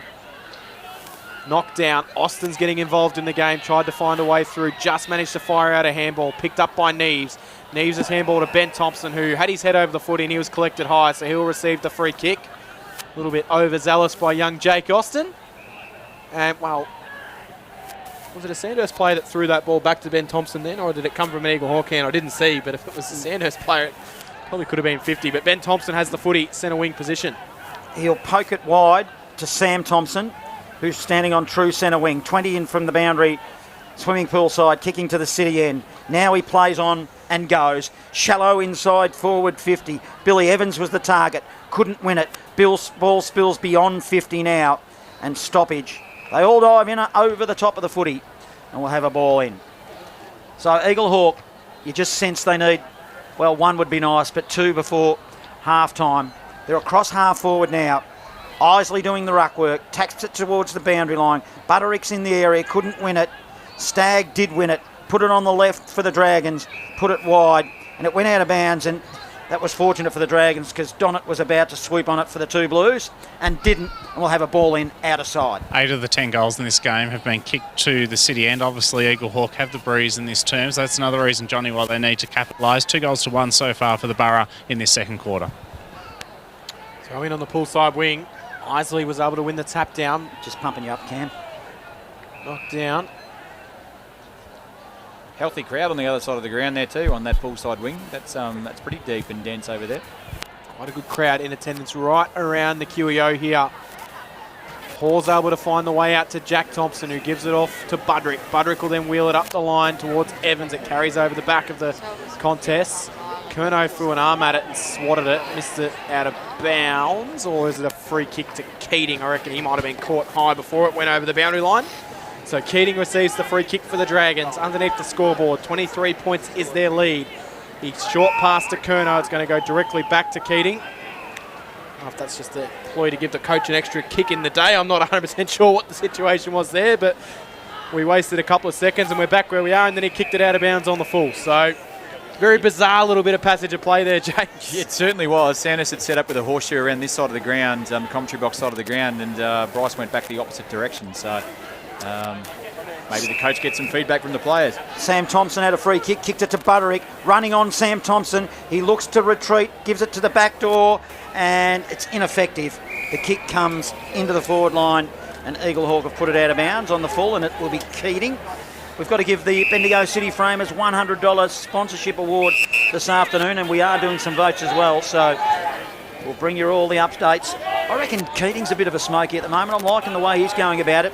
The ball goes inside forward 50 again. Curnow wins it for the Dragons. Handball to right. Right on the left. Puts it into the path of a teammate. That is Collins. Couldn't win it. Boundary line does. Ball in broadcast side. 47 playing 24. Eaglehawk trail. Eaglehawk co-coach Clayton Holmes about to come back on for the Borough, so we'll watch with interest when that happens. He owes them, doesn't he, Cam? Yeah, it's... If there ever was a script for him to come out and just absolutely take this game by the neck, it would be. Jeez, I would love to have him in there with the way they got no momentum here. Free kick. Isley was taken without the footy. It was a rather late whistle. It's against Seb Collins. He might owe Eaglehawk, but I'm pretty sure there's a few Sandhurst blokes out there think that they owe him as well. So it could get really interesting when he does enter the contest. Standing hard, patiently on the boundary line, waiting for the very sign of the green go. Handball off.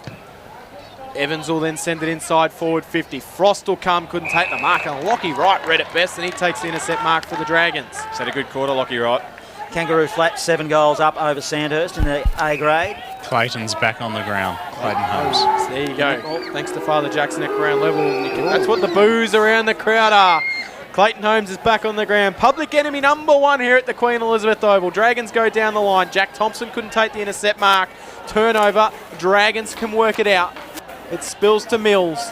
Mills was a little bit fumbly, but he's got plenty of time to pick up steady. He stops, he props, has a scone, then decides what he wants to do with the footy. That's where the pressure came from. Dragons will get it from Smith. They'll send it inside forward 50. One-on-one contest. Austin at the front.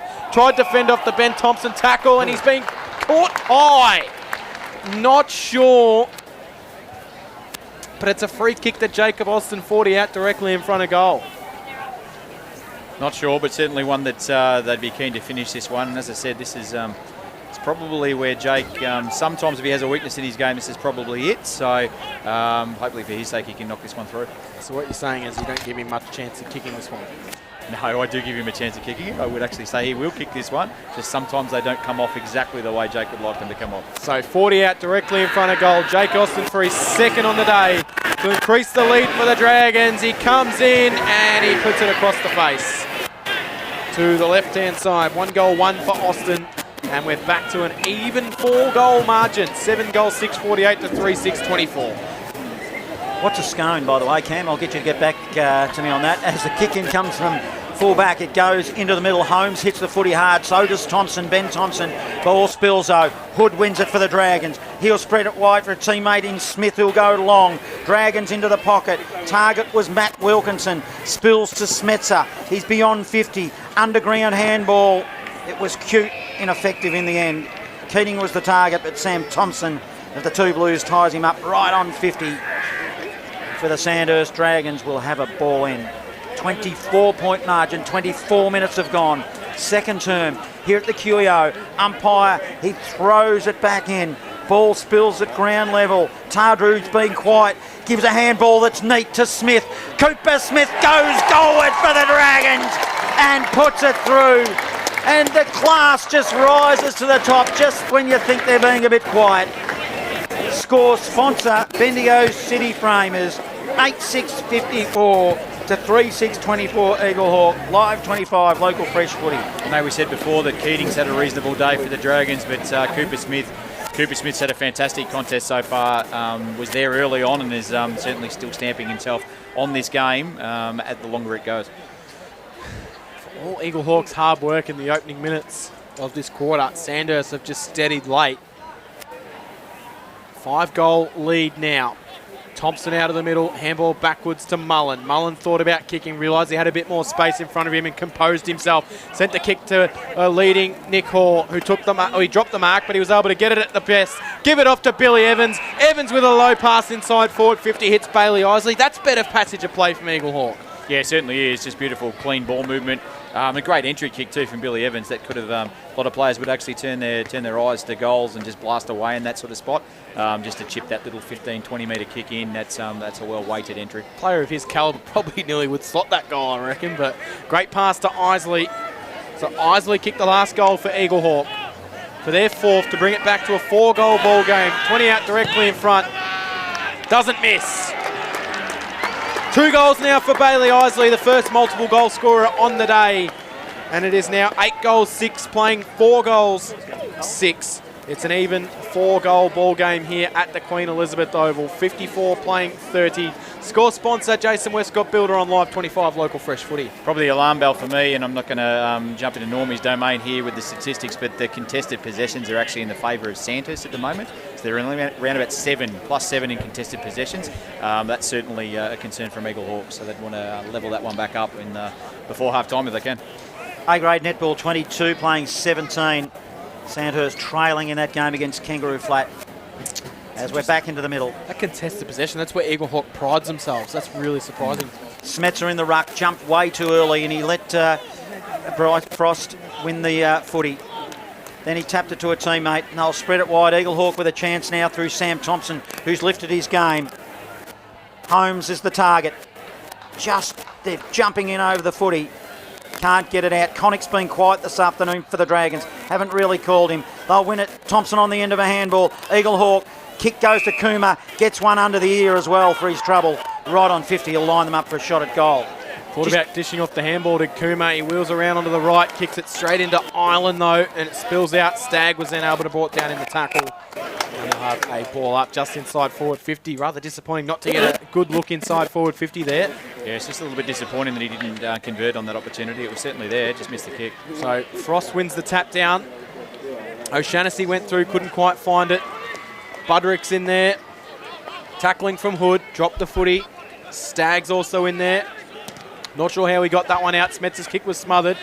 Thrown onto the boot there, and inside from Bennett, didn't work out. Tarju clears the kick out. Charging out at it, Brome, overran the footy. Campbell, suspect, tapped forward, but it worked out okay. Brome, he threw it to himself because he was trying to handball and he mucked it up, but he got away with it. Inside forward 50 they go. Langford dropped the mark in a one-on-one contest with Green. Was able to recover. Handball to Hanley. Hanley hits an option, and now they might be able to run it down the pull side wing, Johnny. Through Sam Thompson, he goes short, finds Billy Evans. Billy Evans, defensive side of centre wing, pool side. He goes to half forward. Isley was the target. It was too deep for him, but Holmes was in the area and then goes straight up the chimney. 50 up and 50 down. Doesn't get any purchase on it. Ball spills now to Tardrew. Tardrew hasn't got the footy. He used his body and protected Keating.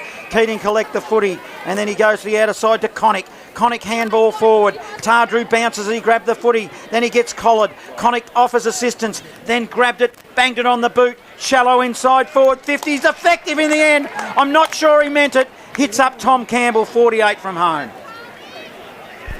Nick Thompson, by the way, for Eaglehawk, has been on the interchange basically all this term. He went off with the help of the trainers before with what appeared to be a leg or ankle injury. I'm not sure if we'll see him back today.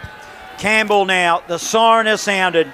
In the words of the great Jock Clark, he won't play on. He's beyond 50. He's gone the tube, the barrel.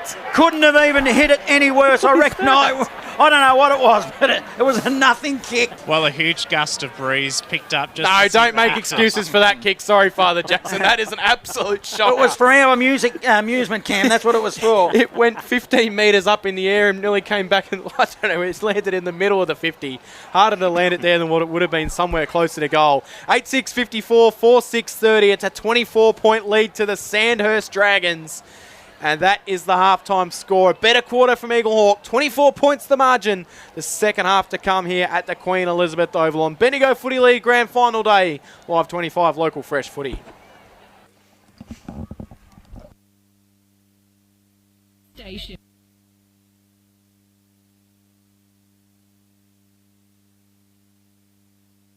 When it comes to reducing pain and rebuilding strength, Kiesa leaves nothing to chance. Our university-qualified health professionals don't just treat problem areas, they design personalised training programs using Swiss-engineered machines unique to Kiesa. These machines safely isolate the affected area, test your strength, and help rebuild your muscles for a stronger and healthier life. Kiesa, physiotherapy, rehabilitation, and strength training. Building strength with precision. It's the Bendigo Football Netball League top 5 for the preliminary final. Let's kick it off with a high flyer at number 1. Nick Hoy here with a beautiful grab in the goal square. At number 2, another mark but this one really courageous from Jake Normington. Going back with the flight, putting his body on the line. That's what finals footy's about. Number 3, Luke Miletus here from Gisborne. He had to make hard work of it outside of the boot and shaping that back. A brilliant goal. In fact, it might have been Miletus. Luke Miletus with it on the outside of the boot. Pops it through. Number 4, a game full of high flyers. Zach Dennehy here for Gisborne. Took a great grab. Takes a magnificent grab. Over the top of the pack, Zach Dennehy. Number 5, Billy Evans here from Eaglehawk. Didn't have a lot of time. Got it on the left boot. Around the body. That's unbelievable. A great goal. I reckon I caught him a little bit earlier. And the Borough.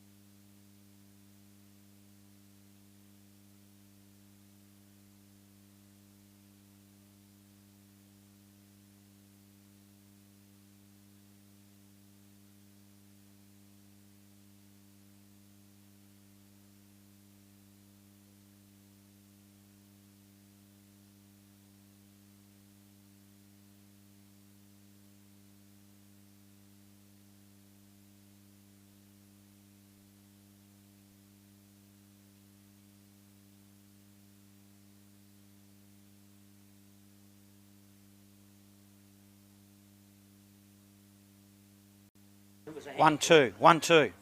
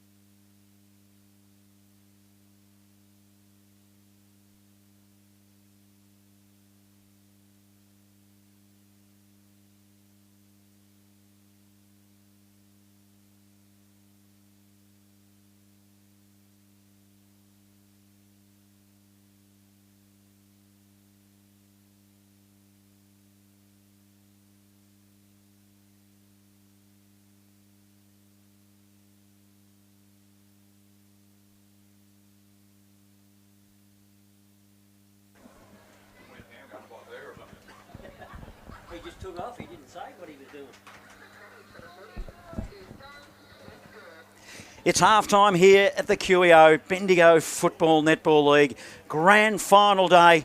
Big crowd running around in the middle of the QEO, and they've watched an entertaining first half where it is Sandhurst 8-6-54. They lead Eaglehawk 4-6-30 in a cracking contest. John Hunter, Cam Power, Jason Stephens, Norm Jenkin, and of course Father Jackson Saunders. He is on the boundary line, and thanks to Glenn Gordon back in the studio. And Ray Pinner, yes, Ray Pinner, we've heard a song about him this afternoon. And I might go to you first, Jacko, at ground level. Very, very interesting, and the vibe down there was certainly aggressive for a little while. It was, very much so, and you heard the boo from the crowd when Clayton Holmes came back onto the ground, the Eaglehawk co-coach. I think the most significant thing to add at this point is that Eaglehawk will be playing with a man down in the second half. Nick Thompson, he could hardly walk to the change rooms at the major break. So He's clearly done a leg or ankle injury. He's got strapping around his knee, but also sort of halfway down his leg. So that will mean they'll have 3 on the bench in the second half. If he can't walk off the ground, he's going to not be able to run. So he's done for the day. The crowd is massive, obviously. The grandstand is full. Up in the old area where the South Bendigo social change rooms used to be, people are almost up to View Street. Like, that's how deep the crowd is, which is fantastic to see. People may be wondering what's happened in earlier results today. Obviously, in the halftime contest, it's Sandhurst 8-6-54 to Eaglehawk 4-6-30. In earlier football games, in the under-18s, in case you've just tuned in, it was Sandhurst 10-6-66 down in Golden Square 5-8-38. In the reserves, Golden Square in a thriller by 3 points, 4-9-33 to Sandhurst 4-6-30. In 17 and unders netball, it was a thrilling 1-goal win to Sandhurst over Strathfield Say 40-39.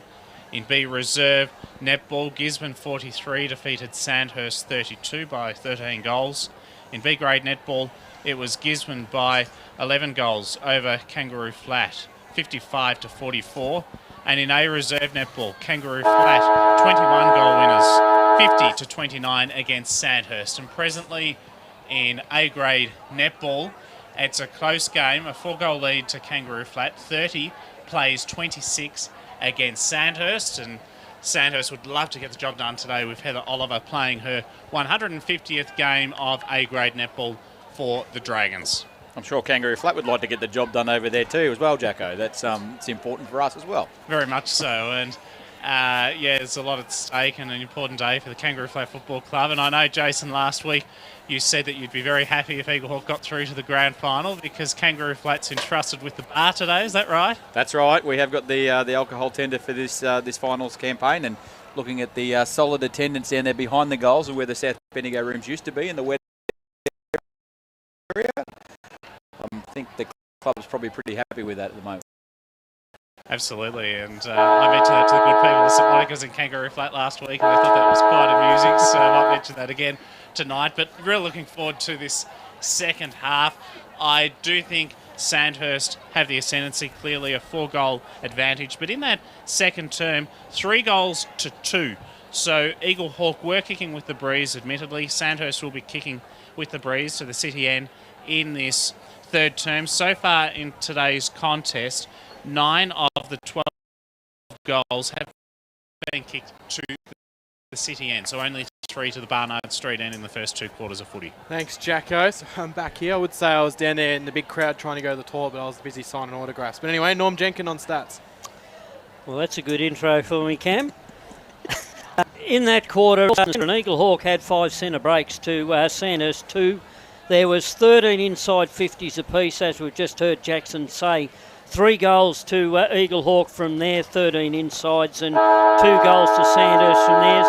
There was only 6 intercept marks that quarter, 3 to Eaglehawk and 3 to Kangaroo Flat, 12 ball ups and 11 throw-ins. So all in all, it's been an even game re-statistics. It'll just be interesting now to see whether Eaglehawk can hold Sandhurst this quarter and have a chance in the final term.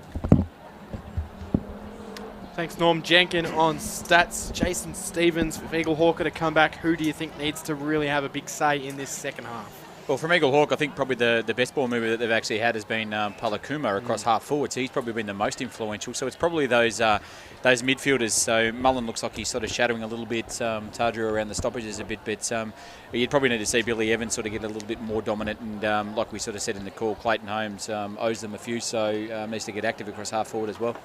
Do you almost say it's not? I think Tardru hasn't really had a massive influence on the game.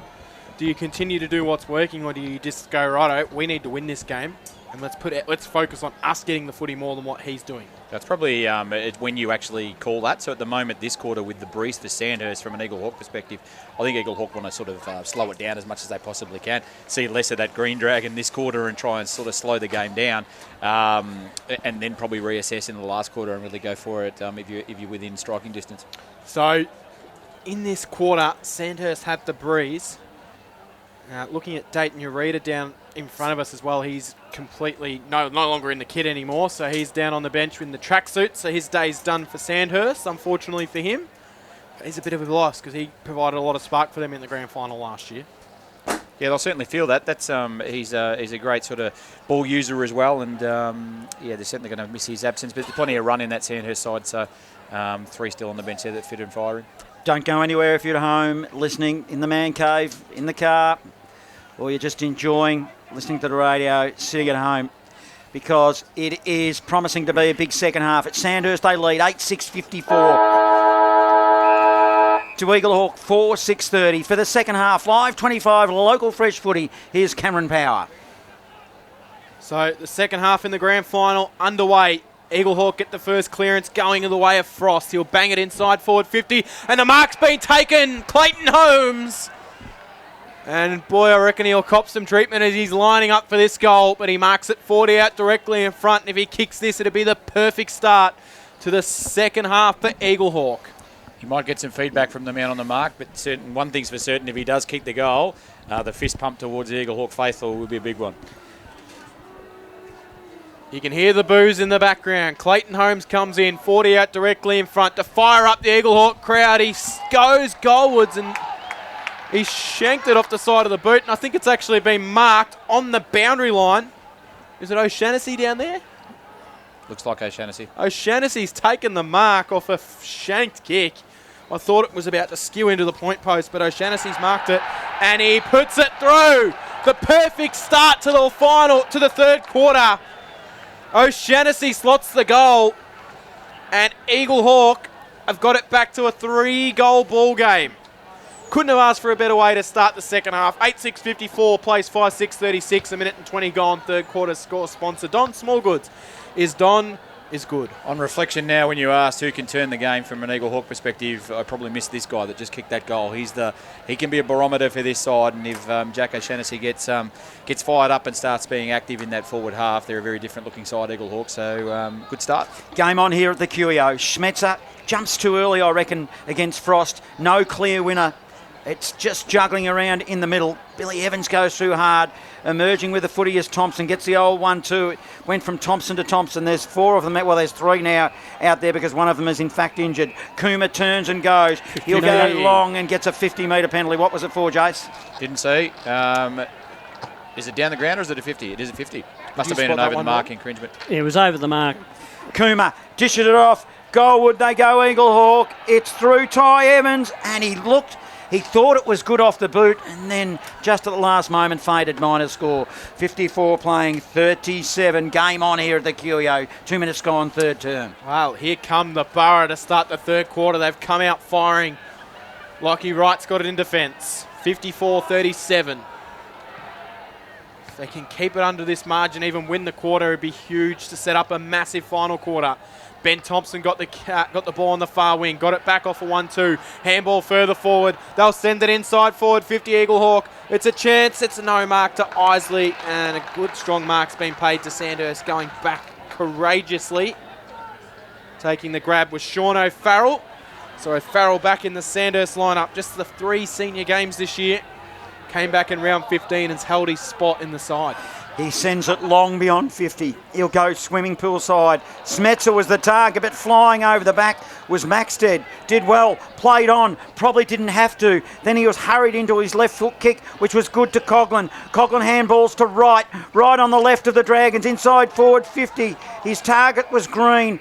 Green got, upended. He turned around and asked for a free kick. Won't get one as the ball tumbles over the boundary line. Underneath the scoreboard, ball in. 54 playing 37. Dragons lead. They're in attack. I was just chatting to the Knights of the Southern Cross who've been manning the gates since 7 a.m. this morning. They said it's been a huge crowd. Cole, the groundsman, thinks it's the biggest crowd in a few years. I believe people will be able to get in for free in about 15 minutes' time.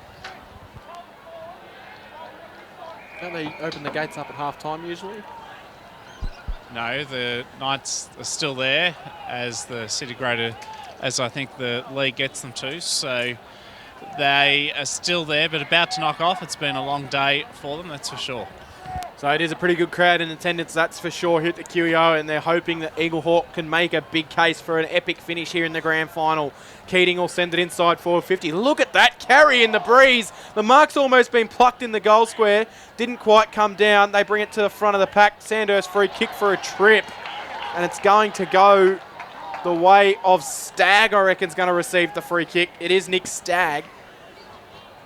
This is a big kick in the contest of the game. So Stagg, he'll have to snap it from right up against the boundary line. Bendigo City end of the ground. Breeze will aid it if he sets it up nicely. Snaps around the body and puts it through. Nick Stagg. There's the responding goal Sandhurst were after. And it's now back to that 4-goal margin here at the QEO. Eaglehawk and Sandhurst in the 2025 Grand Final. Score sponsor is Parsons Towings in Castlemaine. 9-6-60 the Dragons, 5-7-37 Eaglehawk. 5 gone third quarter. I didn't see the free kick in the contest there, and I know the umpire called trips. I didn't see the free kick, but player that often stands up, just bobs up in big moments is Nick Stagg from the Sandhurst Dragons, and there's another big moment that he's been able to finish. Kangaroo Flat leading A-grade netball, 30 playing 26 against Sandhurst. Back in the middle, Frost wins the tap for Eaglehawk. Billy Evans runs onto the footy, then he lost it. They managed to just tumble it forward somehow. Ended up with Frost. Back to Evans. Evans coughed it up. Smetzer mopped up for the Dragons, but will be a free kick. In fact, it'll go to Billy Evans. He's asked to play on. Poor kick. The Mickelson medalist, he muffed that one up and he kicked it straight to Lockie Wright of the Dragons. Yeah, he was looking for Kuma, but he didn't get him. So Wright's able to then go out to Tarju. Tarju will go further forward down the poolside wing. In the hands of Keating on the far side.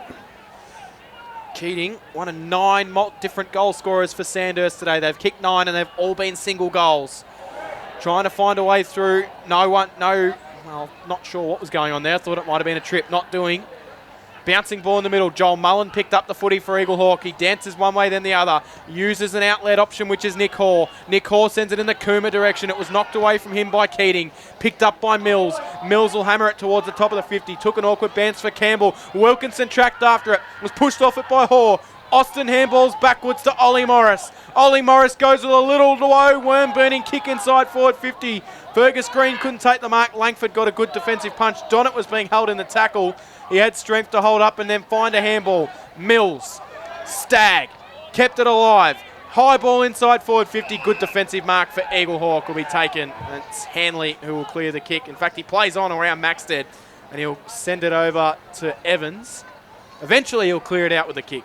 Evans, now he'll go long looking for Isley. Collects it on the outer side wing. He'll come inboard aggressively. Poor kick, you could tell as he kicked it come off the side of his boot. Turnover, kicked it straight to Coughlin. Coughlin of the Dragons. He's got Wright running in support. He'll kick it long inside forward 50. It's a mark by Matty Wilkinson. Diving, slips catch. 35 out directly in front will line him up for the Dragons. Wilkinson got there deep into the forward line. They just had a little bit of change here. Fer Green just come off the ground and Wilkinson sort of filtered back into that deepest forward sort of spot and wide open into a channel that, again, they've been able to weight the kick into that dangerous zone. Important kick these. You've got to kick. It's the grand final. You've just got to kick them, don't you? Directly in front, Matty Wilkinson. He's had a big year. Directly in front, city end. The conditions are perfect to kick her behind. Would have been better for a goal, but it's only a minor score. 61 playing 37. I didn't want to build it up to something it wasn't. 8 minutes gone. Third term, live 25, local fresh footy. Langford quickly brings the ball in. He'll get it off. Evans will run his distance and clear the kick out of there. Oh, big fly. No mark taken though. Frost spills to the front of the pack. Maxted to Tarju. Sold some candy. Stepped around. Found a nice pass over the top here. Cooper Smith's got it. 60 from home for the Dragons. Cooper Smith. Thought he was going to go quick. Decides to slow it down. Got some options at the top of the 50. Decides to go longer and deeper inside forward 50. Oh, it almost landed in the hands of Austin. It bounced off his chest and then his kick was smothered out of bounds for a boundary throw in. We'll throw it in. 61 plays 37, 9 minutes into this third quarter. Bendigo Footy League Grand Final Day, live 25, local fresh footy. Underneath the scoreboard, City and Dragons in attack. They lead 61-37. 9 minutes have gone in this premiership quarter. And guess what? It is the premiership. Let's get them up and about. Frost wins the tap to Neves, who's been relatively quiet. Banged it on the boot to Kuma. Kuma from his defensive 50 will put it into Isley in the middle. He's got a player that's running for him. It was a nice handball, was Hoare. Hoare will go to a running McGregor. McGregor, it's a poor kick. He's going to make O'Shannessy work. Couldn't quite get it. They all hit the pack hard. Sandhurst, Smith will mop up. He'll go over the top. And he finds Oliver Morris. Oliver Morris gives it to Curnow, who just Jackie Chans it out of mid-air as far away from there as he could.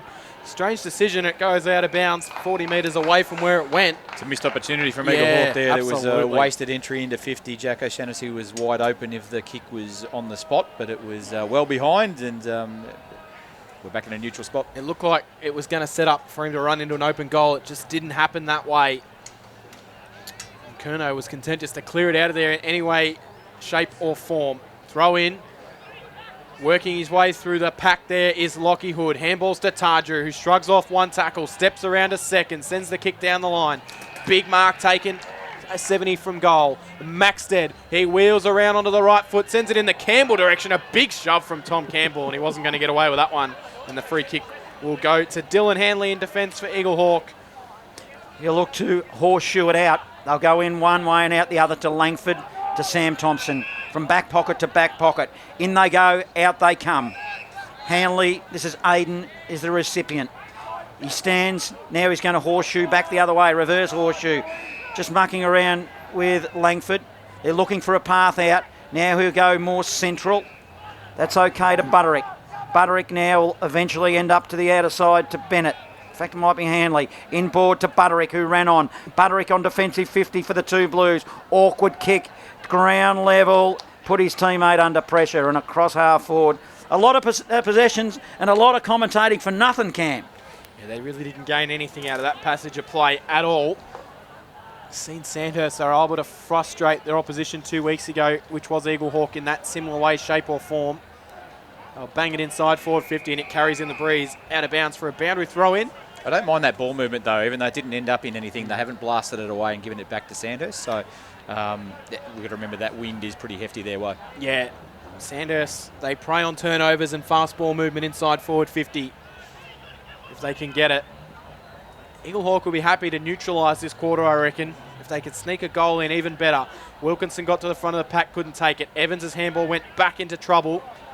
Spills out. Kind of a little bit of volleyball style footy in there. Jack Thompson's in there for Eaglehawk. Good tackling from the Dragons. Results in a ball up. Butterick and Stagg, the two players that will jump up with the footy.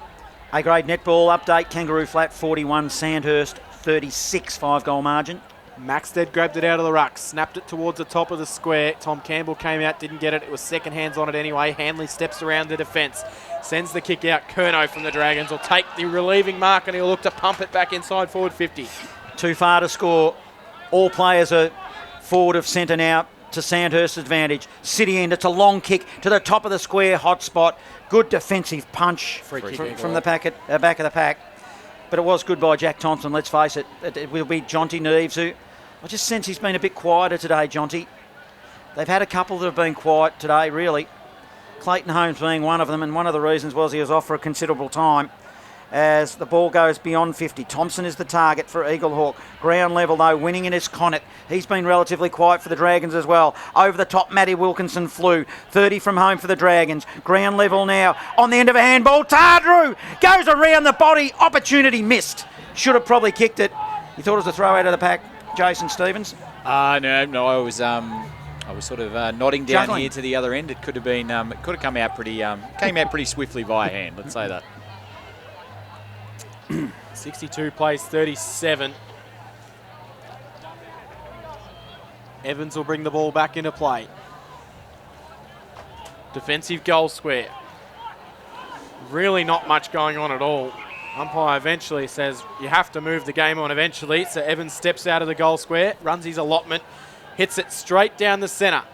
It bounced nicely for Eaglehawk, picked up by Holmes, able to fend off a tackle, handball to Kuma, it went back to Holmes, now they've sent it out to Bennett who's got some space, it's sat up for him, Bennett's able to wheel it inside forward 50, he just blazed it inside forward 50, had two options short and he stuck it in the middle of both of them, and Liam Island, who was in an island of space, dare I say it, takes the intercept mark and clears it out to Cooper Smith. Jace, is this a calm before the storm? I just sense something brewing because there's a bit of a lull, or is it just me? No, there is a bit of a lull, and I think that's actually on Eaglehawk's terms here to actually make it a bit of a lull. So if they can hold this margin and then fire home with the breeze in the last quarter is probably on their bingo card. That's probably what they're trying to achieve. Sandhurst have possession. Lockie Wright, he was a bit laconic off half-back. He got pinged. It should be a free. No, umpire said play on. As I reckon you're right on that one, Cam. That should have been. Tardrew now inboard. They'll work it nicely. Brom and ends up there with Coughlin. Coughlin's been good this afternoon. Up they go. His target was Campbell. Had his hands on the footy. Front and centre was Matty Wilkinson. He goes up the chimney, goes towards the goal, and the ball actually bounced the height of the point post as it went through for a point. Geez, it must be tight. It must be pumped up pretty hard, Jace. There's a lot of air in that ball today. It's certainly got a bit of bounce in it and some distance out of the kick. 63 playing 37. Dragons lead halfway through this third term. Langford brings the ball back into play. Goes down the poolside wing. Frost takes the mark. Out of defensive 50. He'll wheel it further forward down the line. Looking for Isley. Knocked down. Mullen was taken in the tackle. Just got a handball out. Tarju was there to receive. Got it to Curnow. Curnow was tackled. He dropped the footy. Umpire says play on. The Eaglehawk crowd starting to get involved in this one, and I think they will if they don't get a free kick here.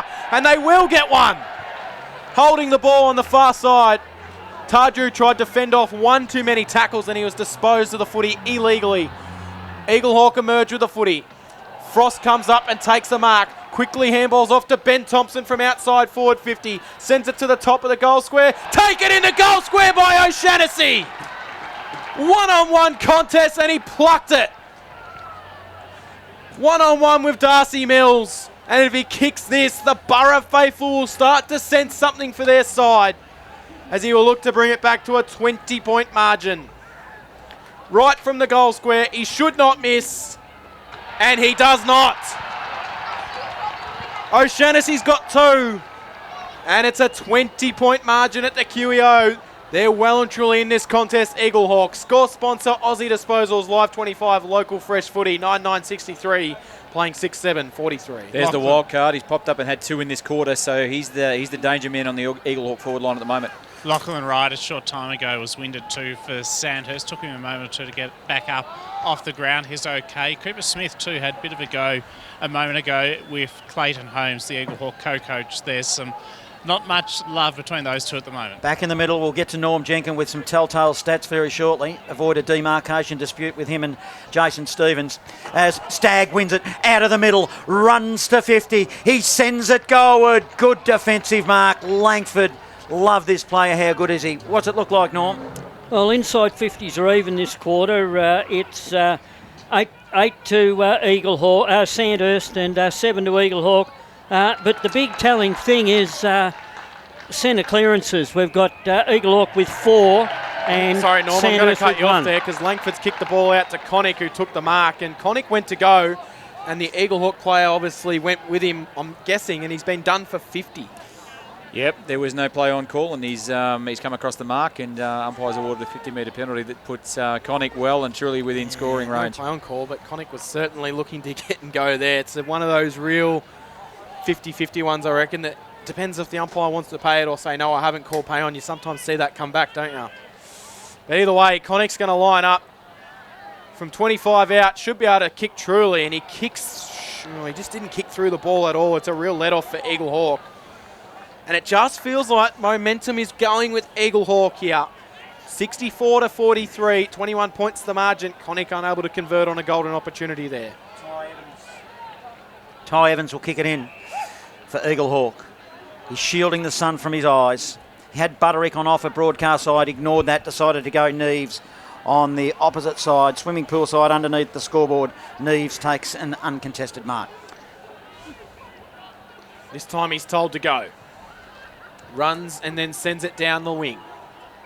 Mark taken by Schmetzer, but it's a block, so it's a free kick going to Eaglehawks' Clayton Holmes. Umpire says he didn't get a fair chance to contest the footy, so Holmes will send it down the line.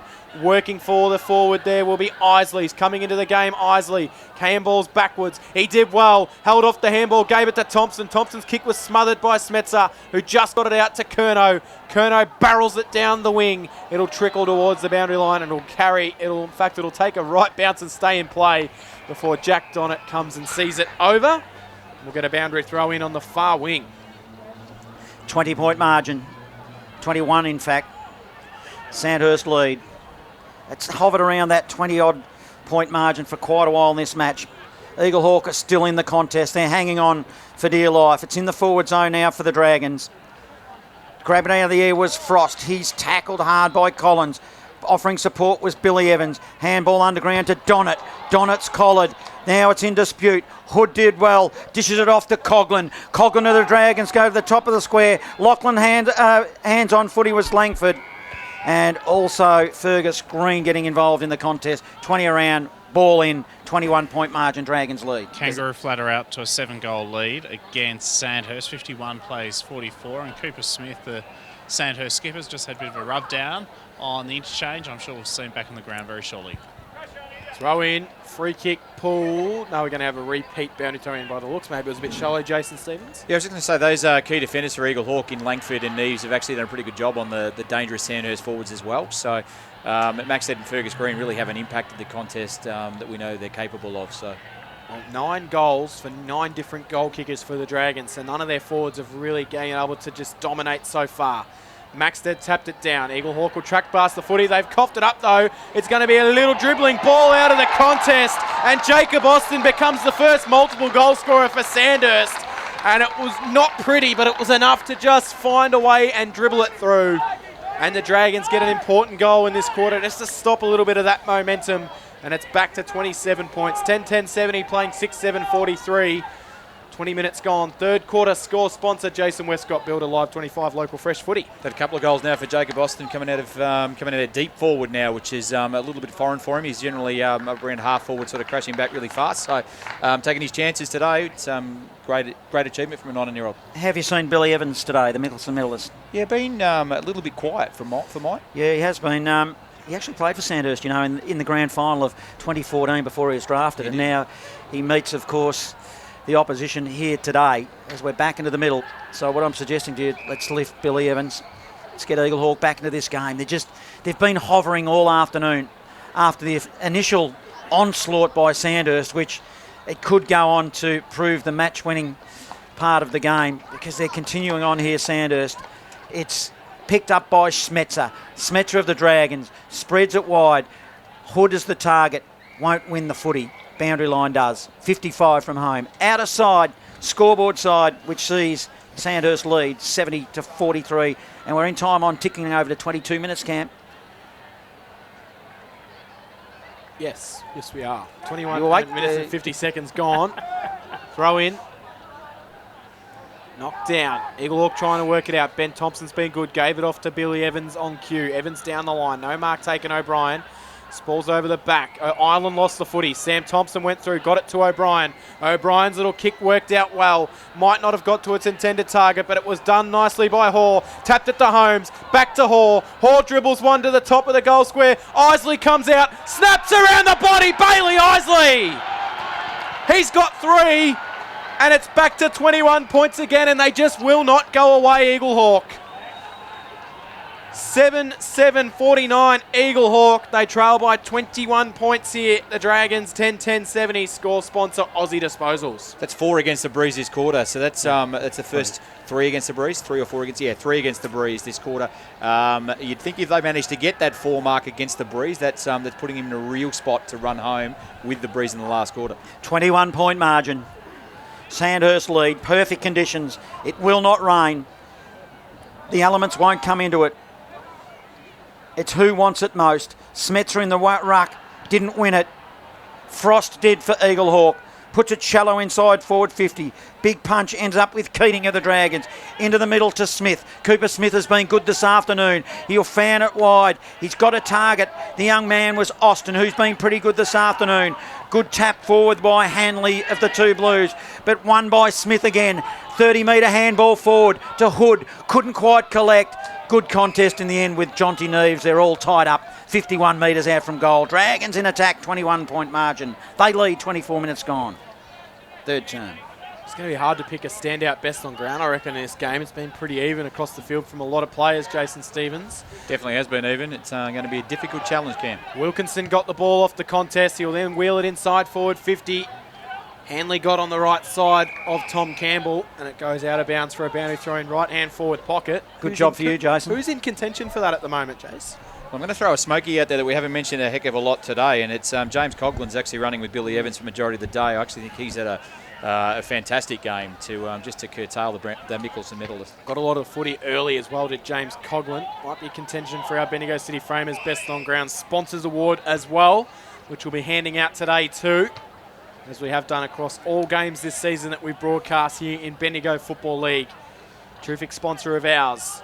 Frost went down, lost it. Handball came from Hood. It was partially smothered because Wilkinson was lurking at the back of the pack, luckily enough.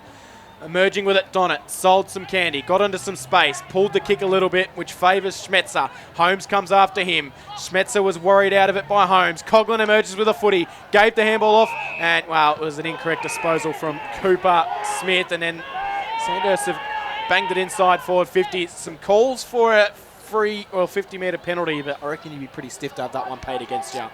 Yeah, I reckon Frost has been pretty good for Eaglehawk, Jace, yeah, as well in the ruck. Kuma has as well, across half forward for Eaglehawk. So, and I think the Cooper Smith for Sandhurst has been influential from start to finish what as well. What about the bloke that's got the footy now, Ben Thompson? Ben Thompson, he's been good. I reckon young Keating was good early when the heat was on to get them, well, 4 or 5 goals up before Eaglehawk kicked into gear.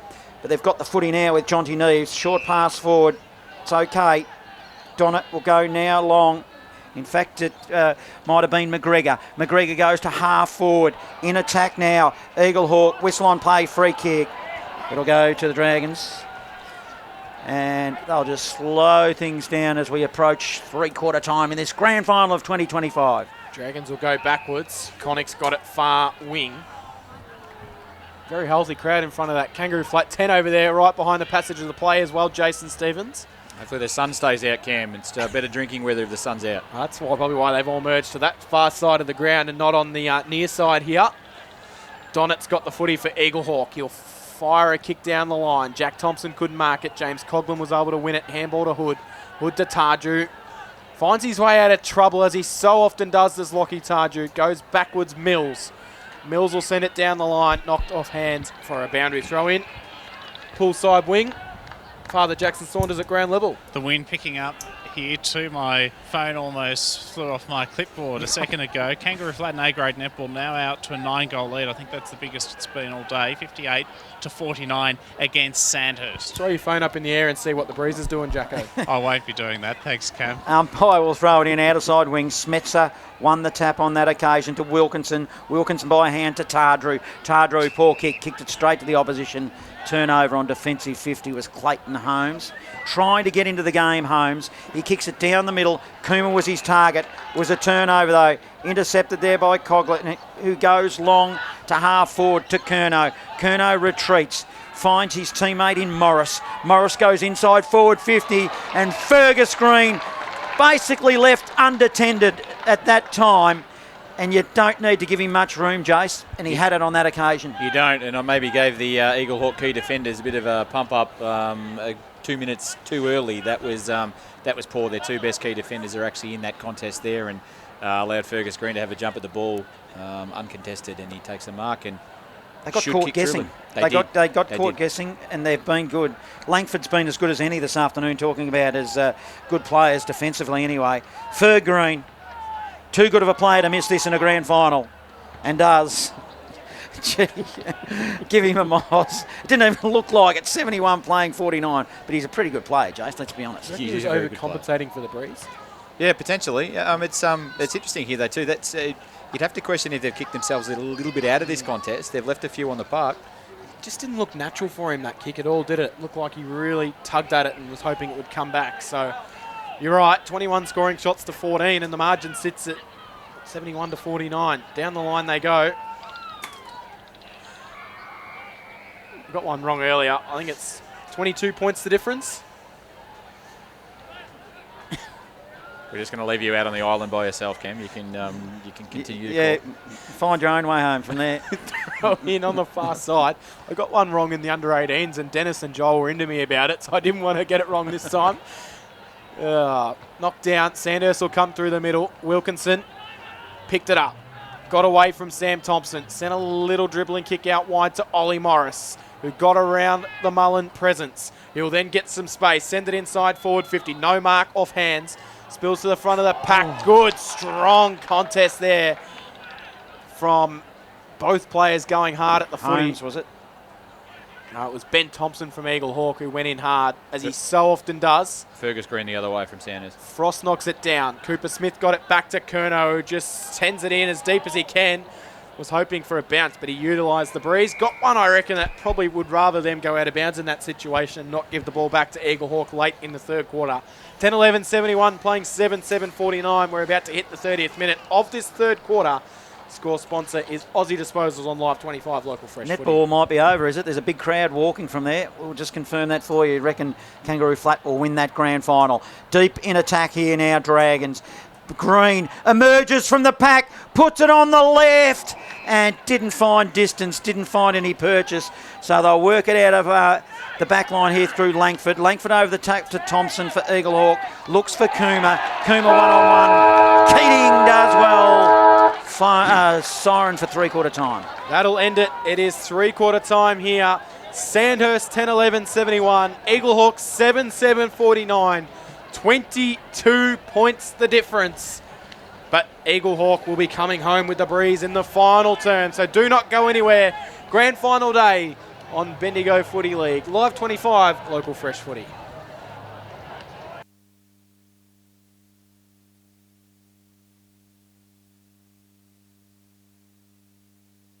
Eaglehawk 7-7-49, a 22-point margin for the final term. Let's get it underway. Live 25, grand final, Local Fresh Footy. Here is Cameron Power. Umpire Carter lofts the ball back in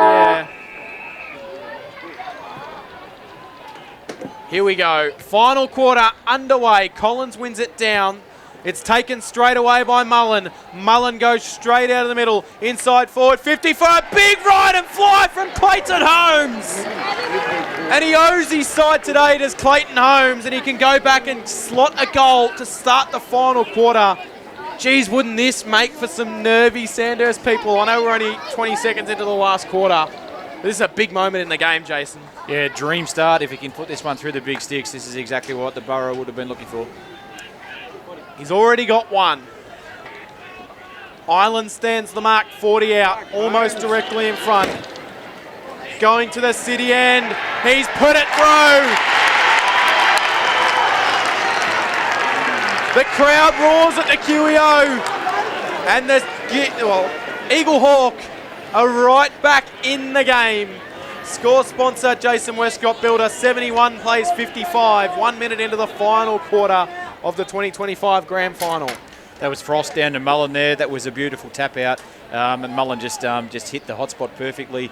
Holmes was the only one that actually sort of contested up in the air for that footy. As I said, dream start. What an injection of this final term. Frost wins the tap again.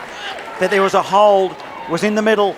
It'll go to Eaglehawk. It'll be Thompson who goes long. Ben Thompson's been good. He goes looking for Holmes. Hands on footy. He's looking dangerous. Tries to shovel it out, but picked up by Sandhurst. Hood over to Wilkinson. Wilkinson Tardrew has a bounce through the middle. Two bounces. He handballs over the top. He's got a player in Campbell running on. They've muffed it up. I reckon they've muffed it up, and they might get a free kick. Advantage is played, and Maxted runs into an open goal and goes bang. A quick answer from Sandhurst.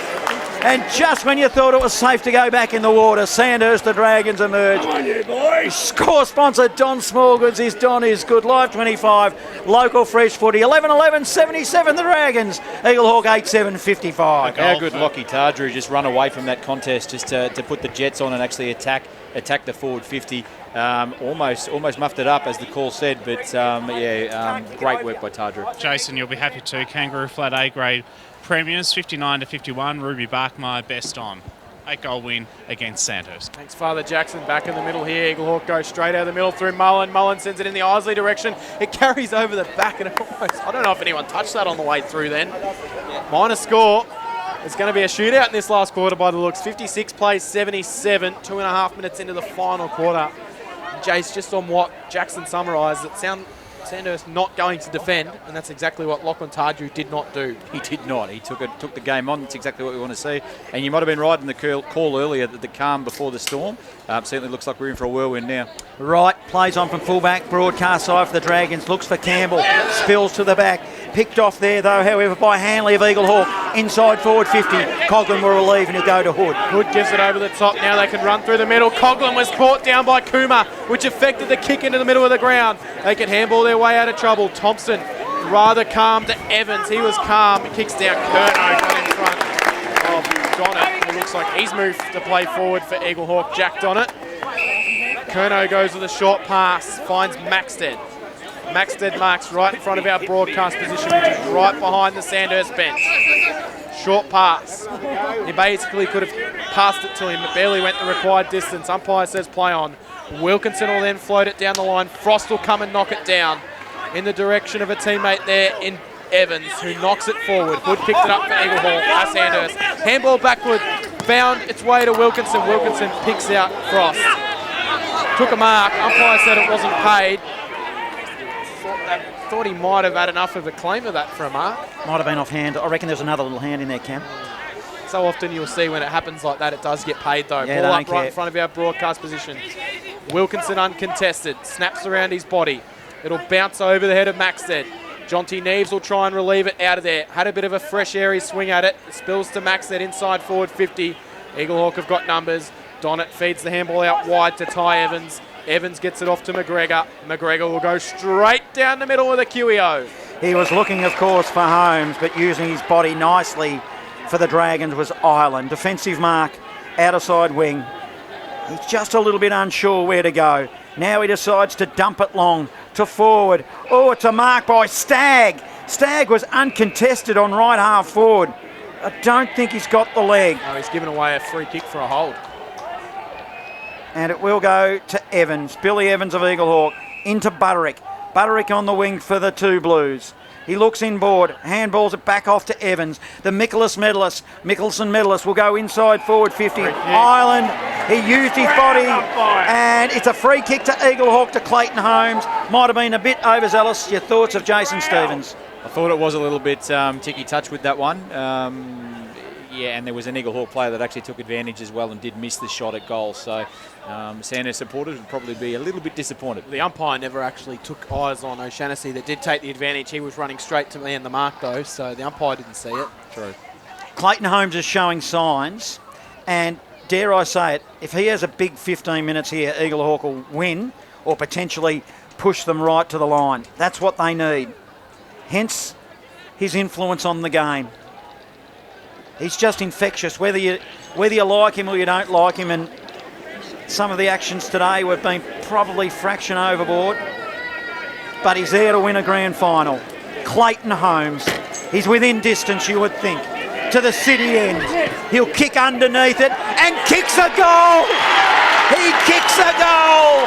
And they get closer for his third.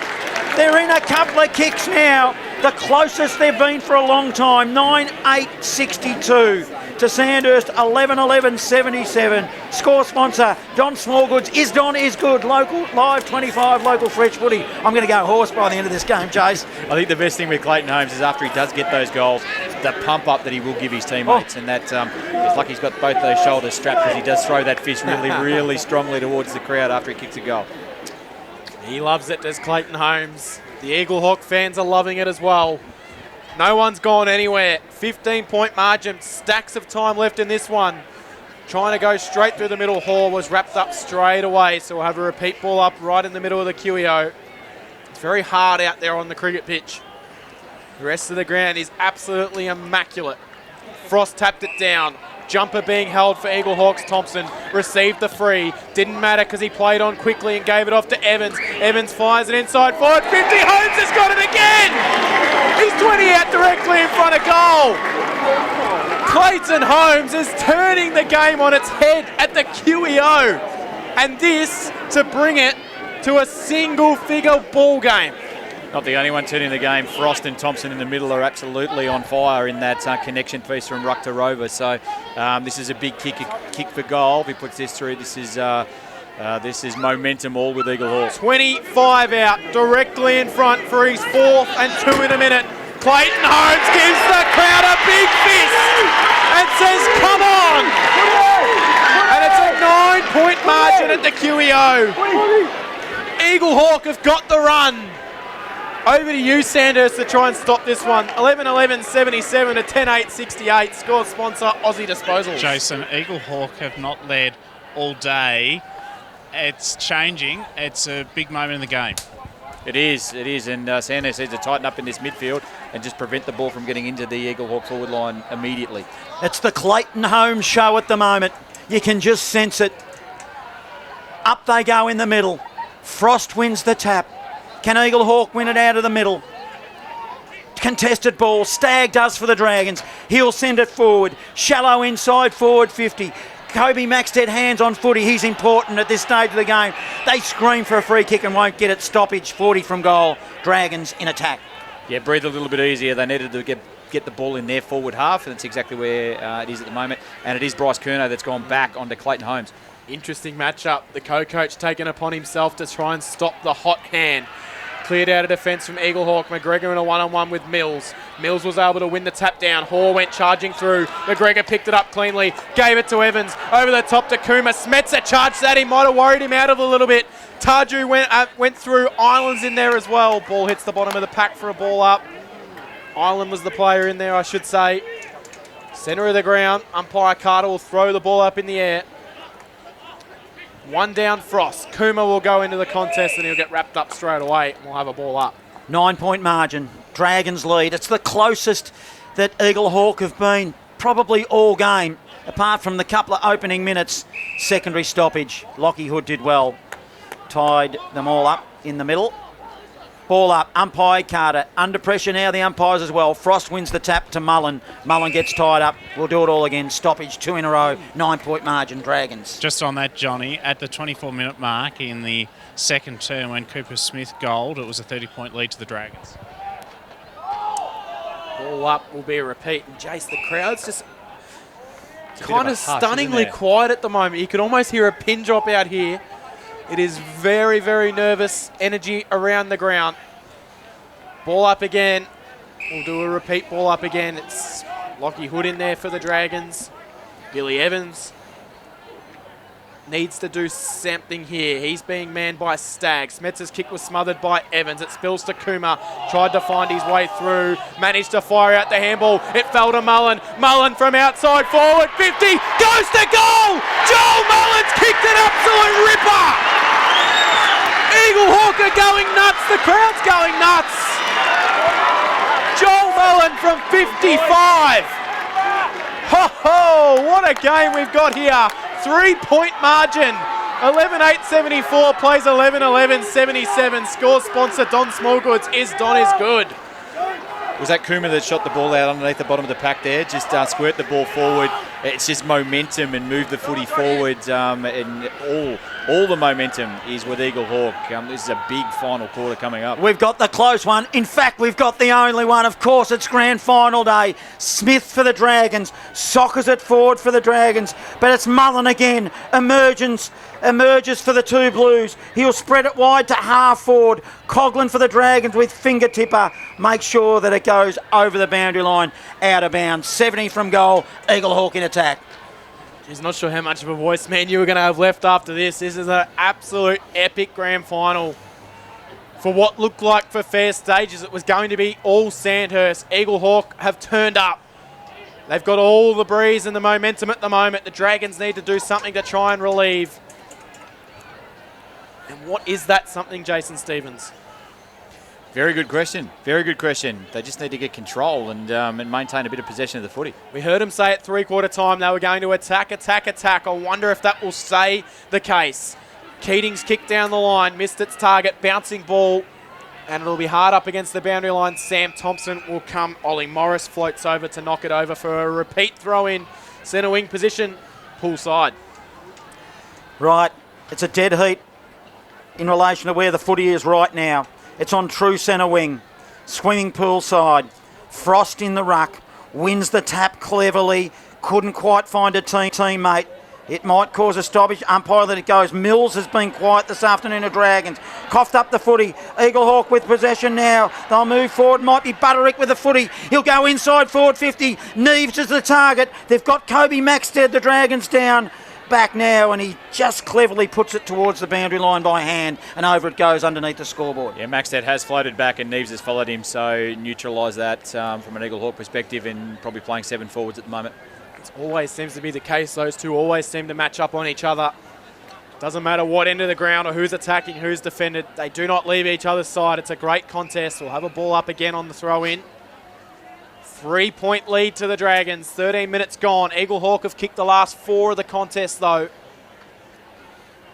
Ball up. Isley came in a run and jump at it. Managed to grab it out of the ruck. Kick was smothered. Ben Thompson fires the handball backwards to the sweeper, which was Sam Thompson. A bit of brotherly connection there. Sam Thompson's kick carries the back and floats through for a minor score. We're back to a 2-point margin now, and they're getting ever agonisingly closer. Curnow for the Dragons, playing down back on Holmes now. Will kick it in. He goes one way, then the other. Then he decides to spread it to Connick broadcast side. Hits him up. Takes a mark beyond defensive 50. 10 metres in from the boundary line. Just in front of us broadcast side. Short pass forward 25 metres. Hits Oliver Morris. Oliver Morris now directs traffic. It's a long high ball. He'll go looking for right, but at the back of the pack, it's an Eaglehawk mark. Good grab there from Eaglehawk. The Hanley boys has taken their mark there. He'll come down the line. It's going to be hugging the boundary. O'Shannessy got in front, but Caleb Connick read it best and took an intercept grab. Terrifically well weighted and judged by Connick. Right in front of us, broadcast position. He'll go back to where it came. Carries the pack. Tom Campbell received it. Handball to Brome.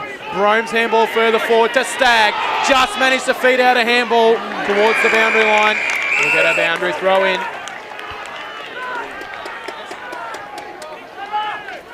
Cracking game of footy here, grand final of 2025, and it's going right to the wire. 2-point margin, 15 minutes into the final quarter.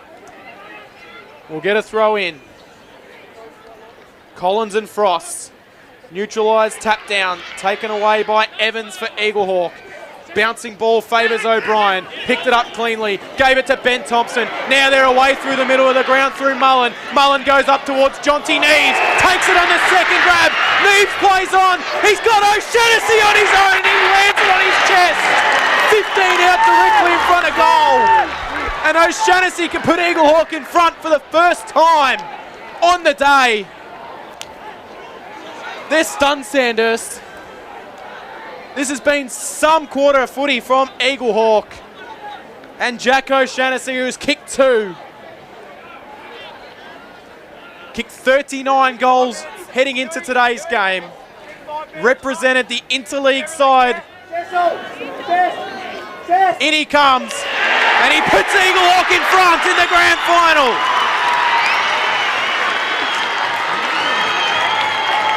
Unbelievable scenes at the Queen Elizabeth Oval. Sandhurst are looking stunned. 11-11-77 to 12-9-81. 17 gone final quarter. Score sponsor Bendigo City Framers, Live 25 local fresh footy. It's 4 unanswered goals now, Jason, to Eaglehawk. They've kicked those 4 goals in the last 9 minutes. Sandhurst have knocked gold in 14 minutes when Kobe Maxted got 1 for the Dragons. Yeah, they need one desperately now. There's absolutely no nerves amongst those forwards from Eaglehawk.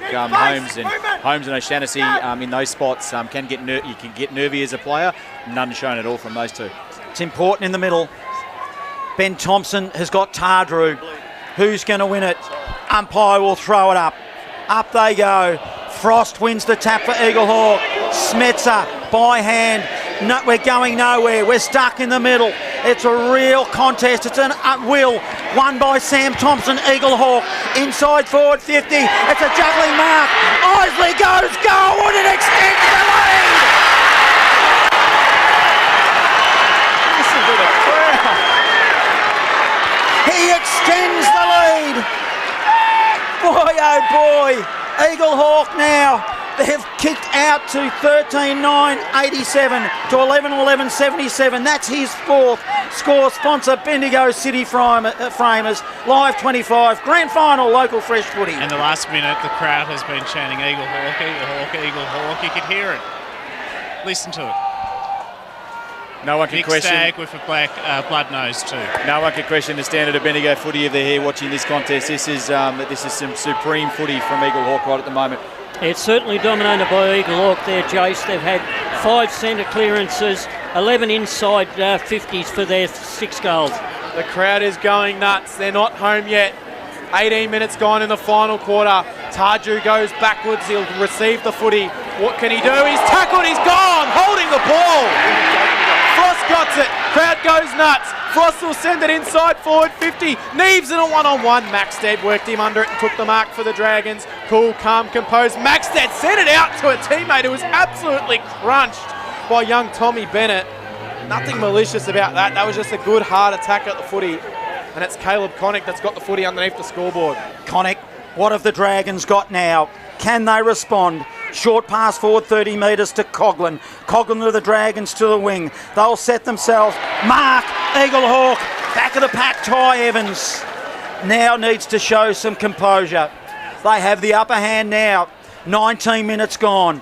Fourth term, the final quarter of this grand final. It's a long, high ball. Hugs the boundary line. Neves hands on footy. Then he don't argues on Maxted. Then he's kicked. Jonty Neves free kick. His arm free kick. Chopped. Umpire Carter. So let's reset. 70 from home. A long way. Swimming pool side. Isley is lurking at the top, the dangerous area. Now he goes long, looking for Holmes. Top of the square, Mark! It's an Eaglehawk mark. O'Shaughnessy has taken a grab at the top of the square. Fantastic young player, Jack O'Shaughnessy, 19-year-old, coming in to put Eaglehawk out to a 16-point advantage. I'm not even going to say anything. It's a 10-point margin because the crowd will tell you. They will tell you what's going on. O'Shaughnessy, in he comes at the top of the square for Eaglehawk.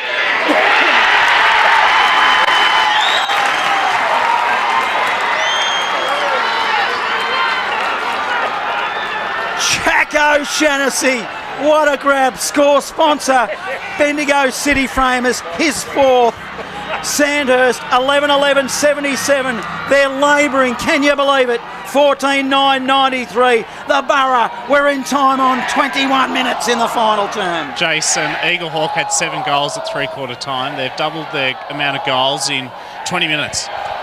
Frost will take it out of the middle. They're going absolutely bunter here. The Eaglehawk crowd goes inside forward 50 again. They've just got all the running. Isley overran the footy. Ireland lost it. Isley got it back. He sold some candy. Then he tried to snap. O'Farrell comes in with the smother, but it spills to Billy Evans. Evans will be hard up against the boundary line. Dragons through. Maxted handball off. It'll be a free kick to Cooper Smith being held without the footy. No, not paid. And we'll get a boundary throw in underneath the right-hand forward pocket. Jason Stevens, the 3-prong attack of Eaglehawk.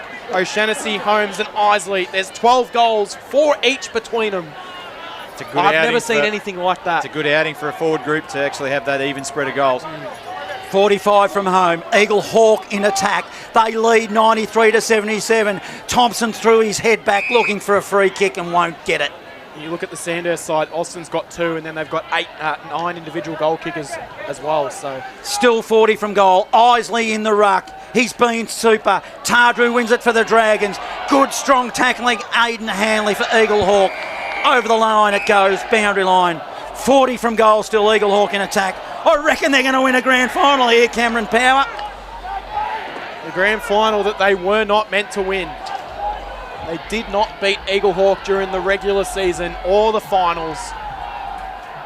But they might beat them when it comes to the game that matters most. Isley took it out of the ruck and he was tackled straight away. Sandhurst finished on top of the ladder. They were clear on top as well. strong favourites heading into the grand final. Free kick out of the contest, Smetzer for the Dragons. They need 3 goals, the Dragons, and we're at 22.5-minute mark of this final term in the 2025 grand final. Holmes has been big on the left, a little toe poke forward. They're just outside 50 here. Sandhurst are fumbling. They're under pressure. First time they've felt it all year, and it's in the final stages of the grand final. A hurry kick by Sandhurst up to the wing. Outer side, swimming pool side. A further little kick out underneath the ground towards Campbell. He's on half forward. Comes off hands. Outer side. And we'll have a ball in. There was 7 goals kicked in the first quarter. That quarter went for 32 minutes. I'd suggest so far in this term we've had 8 goals. I would suspect there could be 10 minutes of footy still to play. 10 minutes, that'll take us to 33 minutes, Cam. I'm not sure you can get another 10 minutes out of you. I don't know. It has been I'm not leaving anything in the tank. No, neither will be either of these teams. Dragons go forward. No mark taken in the descents. Tapped away though. Dragons will get a chance to look to go forward. Hood found some space. Sends it inside forward 50 in the direction of Fergus Green. He takes the mark as Fergus Green. Hard up against the boundary line. 30 out from goal. He will then centre it. Nice centering pass. And he finds a teammate here. And it's Ollie Morris. Geez, the pressure on Ollie Morris. He's hard up against the boundary line. The crowd behind him will be giving it to him. Morris from the boundary. The crowd behind the goals doing everything they can to put him off. A must kick for Sandhurst. A banana that has absolutely hit the wrong side of the footy, and it's actually floated out of bounds on the full on the opposite side. A massive, massive letdown. Borough bring the ball back into play. Has this game got a final twist in it? Has Sandhurst got a final twist? They're deep in the forward zone. Sam Thompson of Eaglehawk. He's kicked it straight to Hood. He kicked it off the ground, and Hood runs back as he's got a shot at goal directly in front, 30 from goal. The first mistake I think they've made for the entire quarter, Eaglehawk. They're just a rush sort of kick off the ground straight to Lockie Hood. There's 5 minutes remaining. The Lee Matthews rule of football is you can kick a goal a minute, and they only need 3. Lockie Hood, has he had more of an important kick in his whole career? Let's see what he does do for the Dragons. And he kicks the goal!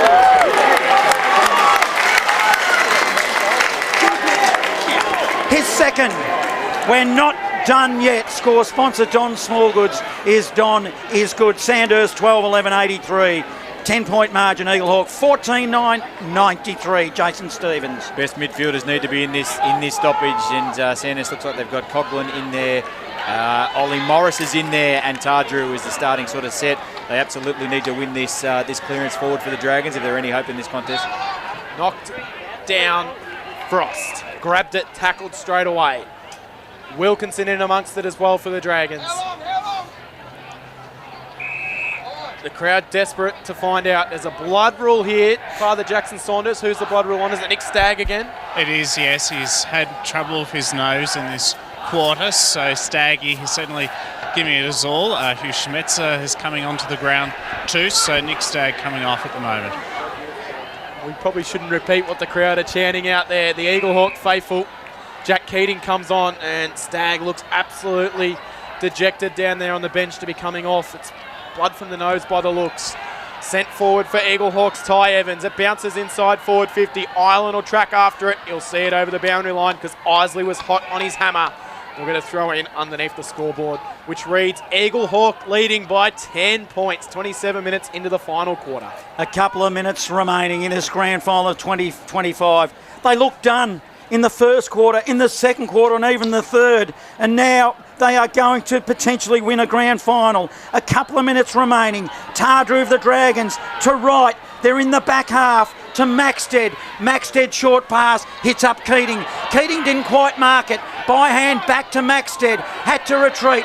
Maxted long and strong up to the wing. Stepped around knees with a kick down the line. It'll be a mark to Braden Frost. And then he goes to ground as well. Lockie right. Flirting with danger. Umpire not buying into that one though. So Frost has got it. He'll look to take his time. He'll send the high ball inside forward 50. O'Shaughnessy flew. couldn't take the mark. Hoare was there. Hood tries to fend off the Thompson tackle, couldn't find a way through. Mullen picks up the ball. Mullen snaps goalwards. It would have been a sealer. Liam Island gets back on the last line of defence and knocks it through for a minor score. 83 playing 94. Bryce Curnow will bring the kick back in for Sandhurst. He points and just goes straight down the middle. Makes poor connection with the footy. Big fly from Eaglehawks. Ben Thompson again. Couldn't take the mark. Hits the pack. We'll have a repeat ball up 55 metres out from goal. One of the best grand finals you've seen in a very, very long time. 60 out from goal. Seb Collins and Frost. Frost took it out of the ruck. Collins wrapped him up straight away. Umpire lets it play. Eventually he's going to have to ball it up. Still circling. We'll have a ball up. Collins and Frost will do battle once again. Right half forward. In attack, Eaglehawk. QEO, 94 playing 83. I don't think they've got it in them, the Dragons. Hurry kick by Hood out of the air, into the middle. Running onto it was Morris. They've got a chance through Tardrew. They're not done yet. Inside forward 50. Eaglehawk desperate. They're at ground level. Oh, don't argue by Thompson. Kicks it beyond 50 and up onto the wing. He just clears it out of there. Seth Collins tracks after it. And he let it bounce, he let it bounce, and he let it bounce. And eventually the ball bounced away from him and went out of bounds. Jason Stevens, I wonder if he could have just tried to grab the ball and got it going back the other way again. But that's a massive win for Eaglehawk. Hard one to read where that's going to go. Yeah. Probably thought it was going to come back this way. Very hard one indeed. That's the joys of the code that we play with an X-shaped football. Dragons get another look at it though. Keating with the ball inside forward 50. Inside 50 he goes, and backing back and floating into the hole is Eaglehawks. Jack Thompson, I reckon. Nick Stagg just coming back on too with tape around his nose, wrapped around the back of his head. It was Butterick, in fact, who tends the kick down the line. Lockie Wright gets it for Sandhurst. Keating's having a big few moments, but he's taken straight away by Sam Thompson. Umpire says high. So free kick will go to Keating. 60 out from goal. It's a boil over here, you think. Have they got time, Sandhurst? If they're good enough. Keating inside forward 50. Must be only a minute or two remaining. They need 2 goals on the board. Desperate stuff in the forward zone by both clubs. 2 minutes, in fact, remaining, and we've got a stoppage. Ball up, deep inside forward 50 for the Dragons. Frost taps it down. A lot of players around this footy. The clock is Eaglehawk's friend at the moment. Umpire comes in and crosses his arms. Budrick was at the bottom of the pack. Repeat ball up. Frost straight to Smetzer. Smetzer goes goalwards, and he just had to kick that if there were any chance you feel. And he misses to the near side. And it's now a 10-point margin. Langford will bring the ball back into play, and you sense he won't be in any rush at all. Show some composure. What they need is a shot at goal just to waste 30 seconds if they can. He'll come broadcast side. They'll set themselves. Oh, Shaughnessy! Took an absolute... Not paid. Who's got their hands on the footy? Not paid. Go to the replay. I tell you what, he was like Alex Jezelenko, 1970 style. It looks like a mark on the boundary. Gee whiz. It was a dead heat. Ball up. Frost wins the tap for Eaglehawk. Ground level. They're strong at ground level. The 2 Blues. This will be a famous victory. A boil over. 60 seconds remain. Where did this come from? Smetzer sends it inside forward 50. Have they got one last say in it, the Dragons? It'll be cleared back out of there from Eaglehawk. Things need to go perfectly. It spills back to the back of the pack. Smetzer will wheel around on his white. He'll send it inside forward 50. Big punch from Eaglehawk. Seconds click away. Tom Bennett tracks after it. Just clear it out of there, son. It's exactly what he does. Bennett gains 20 metres. It goes towards the boundary line and it goes over.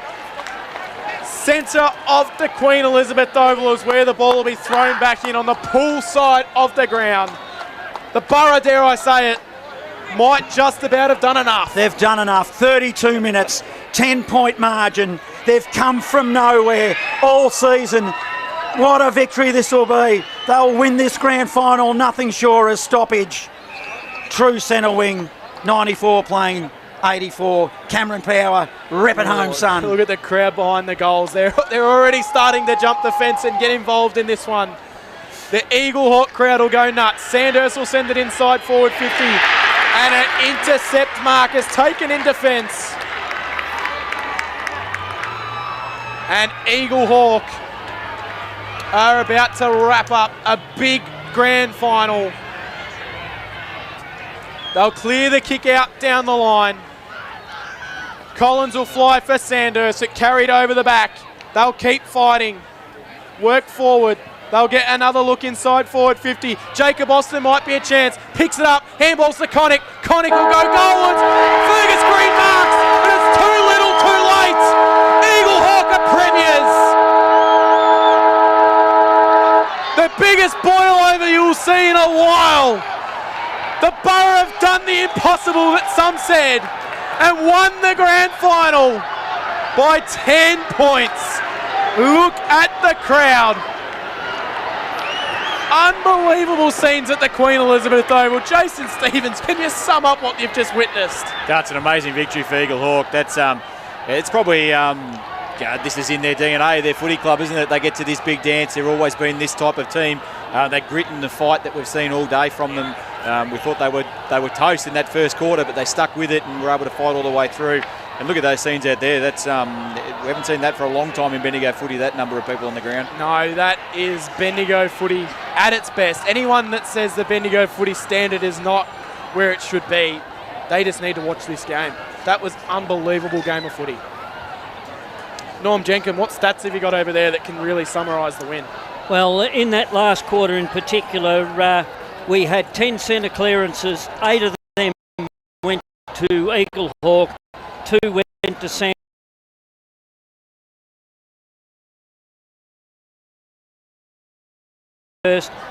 Eaglehawk inside 15 times. Sandhurst only 7.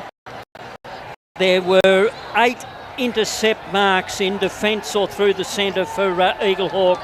There was only 5 for Sandhurst. The umpires had their work cut out in that last quarter because we had 27 blocks and 11 midfield.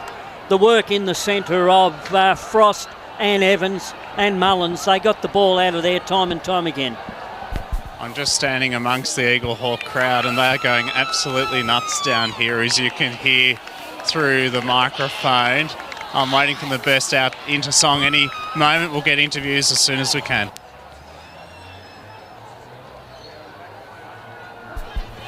They're not singing just yet, but I'll let you guys know if they are.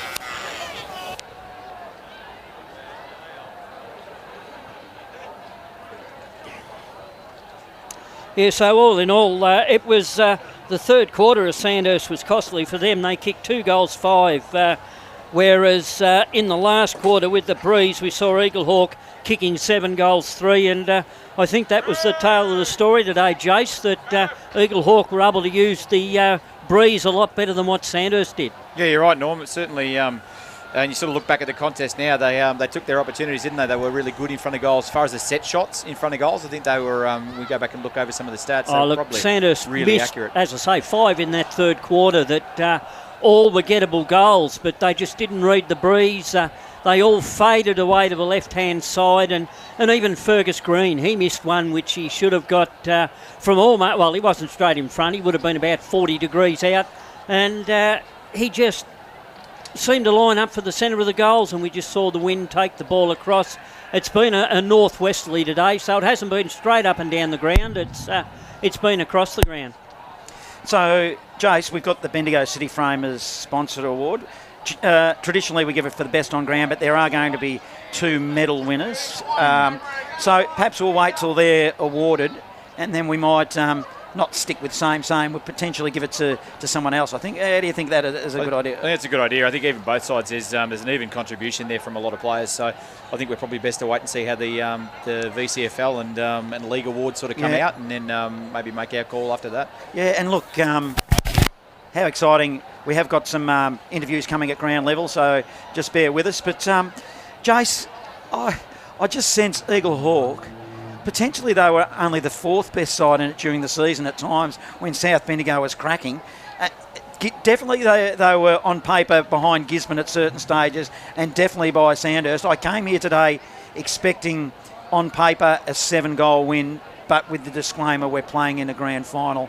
And I was watching, if you get a chance to look at the footage, if you're listening at home now, I had hairs on the back of my neck stand up when that crowd went out. It was like when Tony Lockett or one of those guys, remember when or Buddy Franklin recently, ran out into the middle, isn't it? Yeah. That's what the image was like. And how good's that for Bendigo footy? That's and I know unfortunately there has to be a loser on the day, and Sandhurst has had three fantastic seasons in the Bendigo Footy League in the last 3. But and commiserations to them, they've been fantastic all year. But how good is it for Bendigo footy to see Eaglehawk up and about, and actually when we see the outside boundary sort of fill up and then everyone rush onto the ground, that's amazing scenes. Norm, you've watched a lot of football as well, and I'll ask you and I'll ask Jason the same question. There's shots fired. Can you put your finger on what changed? What was it? Was there a particular point or a trigger point that just happened that you could see and sense? I'll go to you first, Jason, then Norm, you can have your say. Yeah, for me it's probably in the second quarter. I sort of felt there was a bit of a momentum swing there, and I know I looked at the phone and checked the Premier data, and we sort of felt that Sandhurst had plenty of the ball and plenty of disposals. But when we actually checked, Eaglehawk was actually there and even with them in the disposal count. So, I think a moment in the second quarter there where they sort of pegged it back. I think they kicked 3 goals in a row. We sort of looked in the box that looked at each other. I sort of felt that there was a sniff. And I know out in the ground you could sort of sense that they felt they were in the contest when they did get those 3 in a row. So I think that was, for me, the moment that I think Eaglehawk knew they could. Jason, I'm down here with Bailey Eiley from Eaglehawk. How good is it to be the premiers? Pardon? How good is it to be the premiers? It's unbelievable. Dreamt of this my whole life. Growing up here since I was a kid, so to be able to play one's unbelievable. You kicked 4 goals today too. You must have been thrilled with your performance. But how much does this mean to you personally? You said you've been in Eaglehawk all your life. Yeah, during the week coming out, the last time we played Sandhurst in a flag was against in 1950 something when my granddad played, and he kicked 4 as well. So to be able to do that is unbelievable. Tell us the name of your granddad, and obviously that's a special story for you too. Yeah, George Isley. Fucking hell, sorry. He passed away about 10 years ago. To be able to win that now is unbelievable. And describe that feeling at 3/4 time. 7 goals to 2 are kicked by the Borough in that last term. It was a pretty happy sort of atmosphere at 3/4 time, albeit we're down at the last change. Yeah, well, Matho said all week that no team's been able to keep up with Sandhurst till 3/4 time.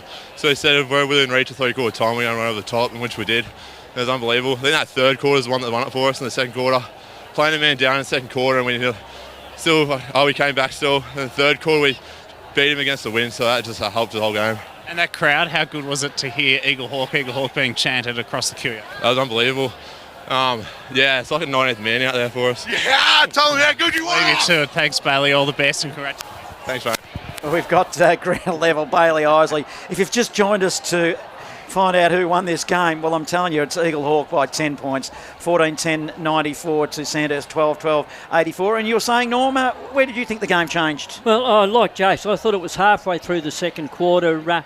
Braden Frost had come off for a break. He'd been off for about 4 or 5 minutes. He came back out into the centre. And from when he came back onto the ground, I can't remember him taking a break for the rest of the game. And it was 4 centre clearances to Sandhurst, and in the same time was 18 centre clearances to Eaglehawk, and in the second half was 13-3, and I think that's when Eaglehawk started to get on top. They didn't originally start to kick goals, but they were getting that ball out of a centre, and Sandhurst had to attack from defence, and Sandhurst were finding it hard. I'm down here with Paolo Kuma. Paolo, an amazing performance. Talk us through what's going through your mind at the moment. Mate, it's still surreal. It's only my first season with Eaglehawk after injury, and even coming back from injury, 1 game in, and I feel like I've been here for 10 years. It's just the culture around the footy club, especially this man here. He's welcomed me with both arms, and I love this footy club so much. It'll take a while to sink in now.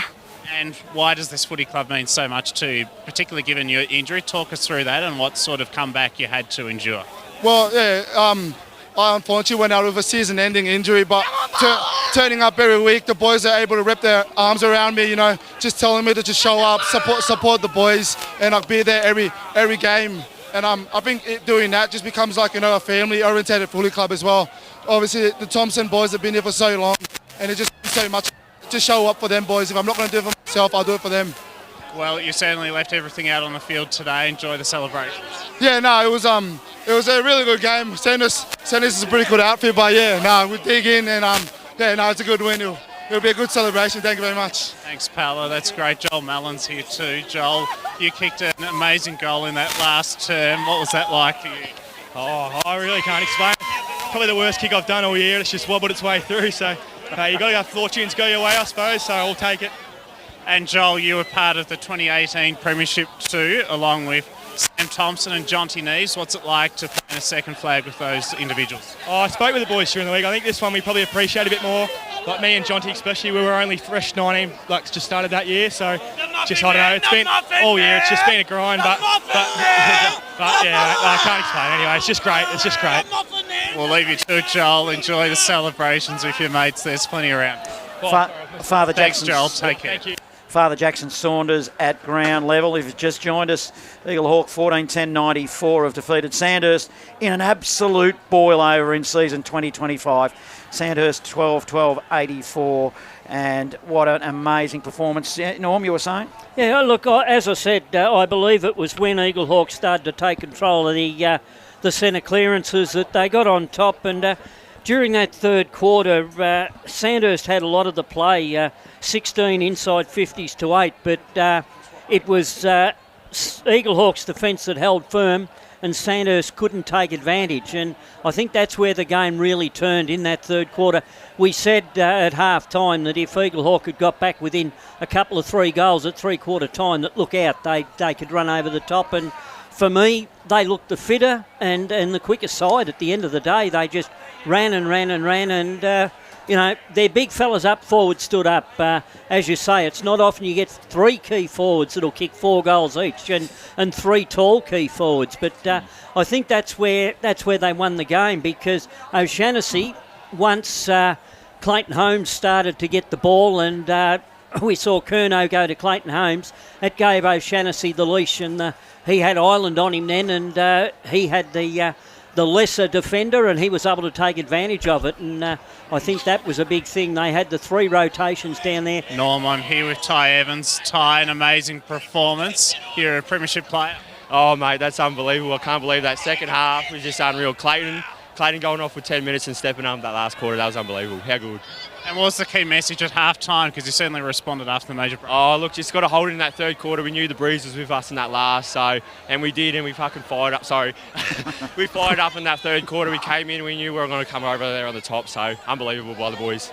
You're forgiven in more ways than one. A 10-point win to Eaglehawk. In those minutes after the game, I couldn't get near you guys. Like, there was probably about 20 deep, the supporters. What was that like? Oh, if you didn't hear them in that last quarter, it was unreal. Like, they were right behind us that last quarter, and it was huge. It was huge. I couldn't believe it. That's unreal, mate. Unreal. Thanks for your time. Enjoy the celebrations. Thanks, Ty. Ty Evans there joining us on Live 25 Local Fresh Footy. Father Jackson Saunders at ground level will be taking confessions a little bit later on and donations into the box. But 10-point margin, it's a boil over. Also in the netball, not so much of a boil over really, because 2 great teams in the netball. Kangaroo Flat 59 have defeated Sandhurst 51.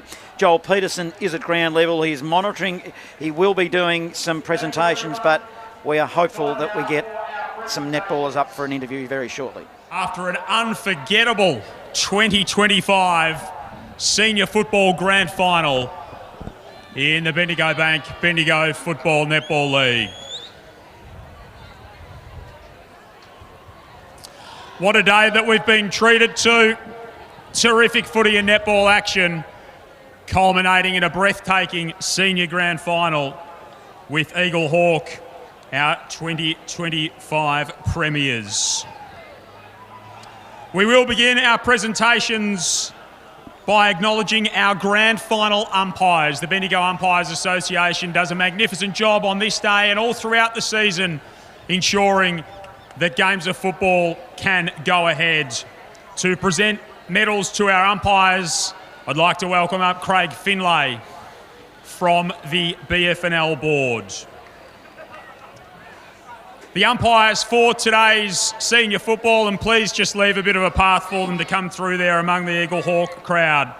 Our field umpires, David Carter, Joel Wood and Nathan Dunn. Thought the boys did an excellent job I did today. too. And our emergency umpire, Very rarely were they talked about all day. Boundary umpires, George Stanides, George Stockdale, Logan Polk and Charlie Bannon. Look at that crowd down there around the Eaglehawk contingent as well. That's amazing, isn't it? Yeah. It's what you love to see at country football, Jason. They've certainly got a big following, and when they make finals here, we see it. And Wayne Ford.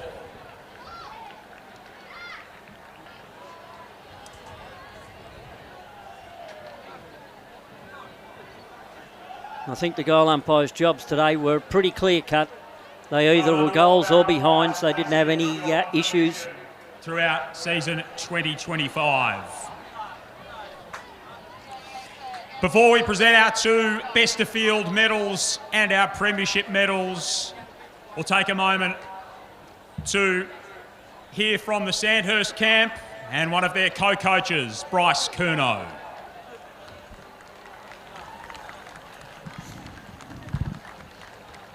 He was under pressure today, wasn't he? In the back half when Clayton Holmes just went nuts. Congratulations, Matthew, Clayton and the boys. Too good today. Great year for you boys. Hope you enjoy it. Thanks.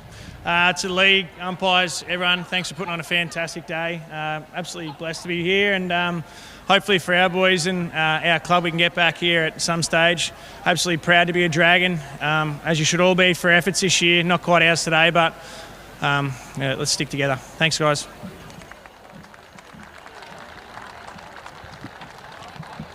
Thank you to Bryce, his co-coach Lockie Tardrew, and to the Sandhurst Football Club on a superb season. 7 sides here on Grand Final Day in Sandhurst colours, which is an achievement to be very, very proud of indeed. Every year since 1983, the Nolder Medal has been awarded to the best player in the Senior Grand Final in the Bendigo Football Netball League.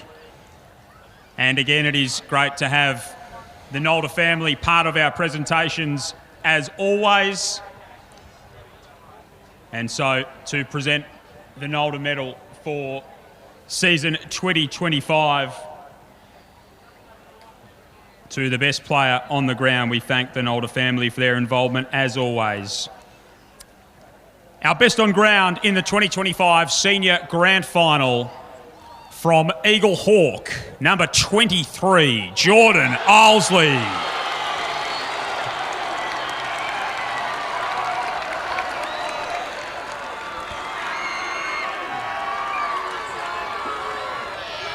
In fact, it's Bailey Isley. Bailey, yeah. Bailey Isley. A big congratulations to Bailey.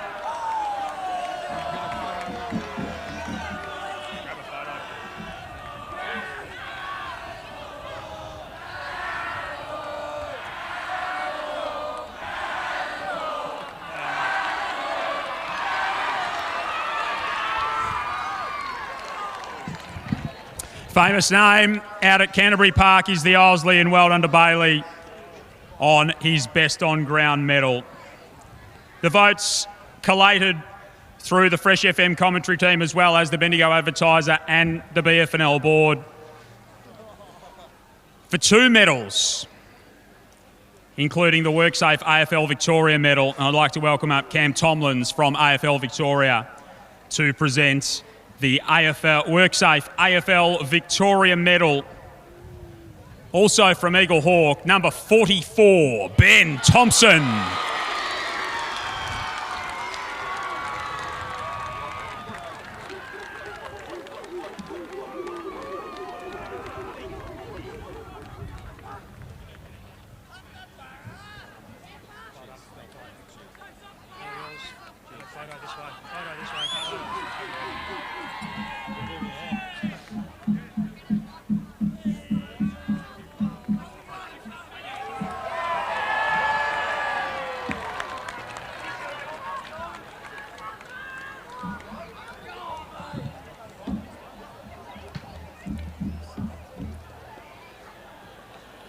To present our Premiership medals, I'll call on Carol McKinstry, the chair of the BFNL board.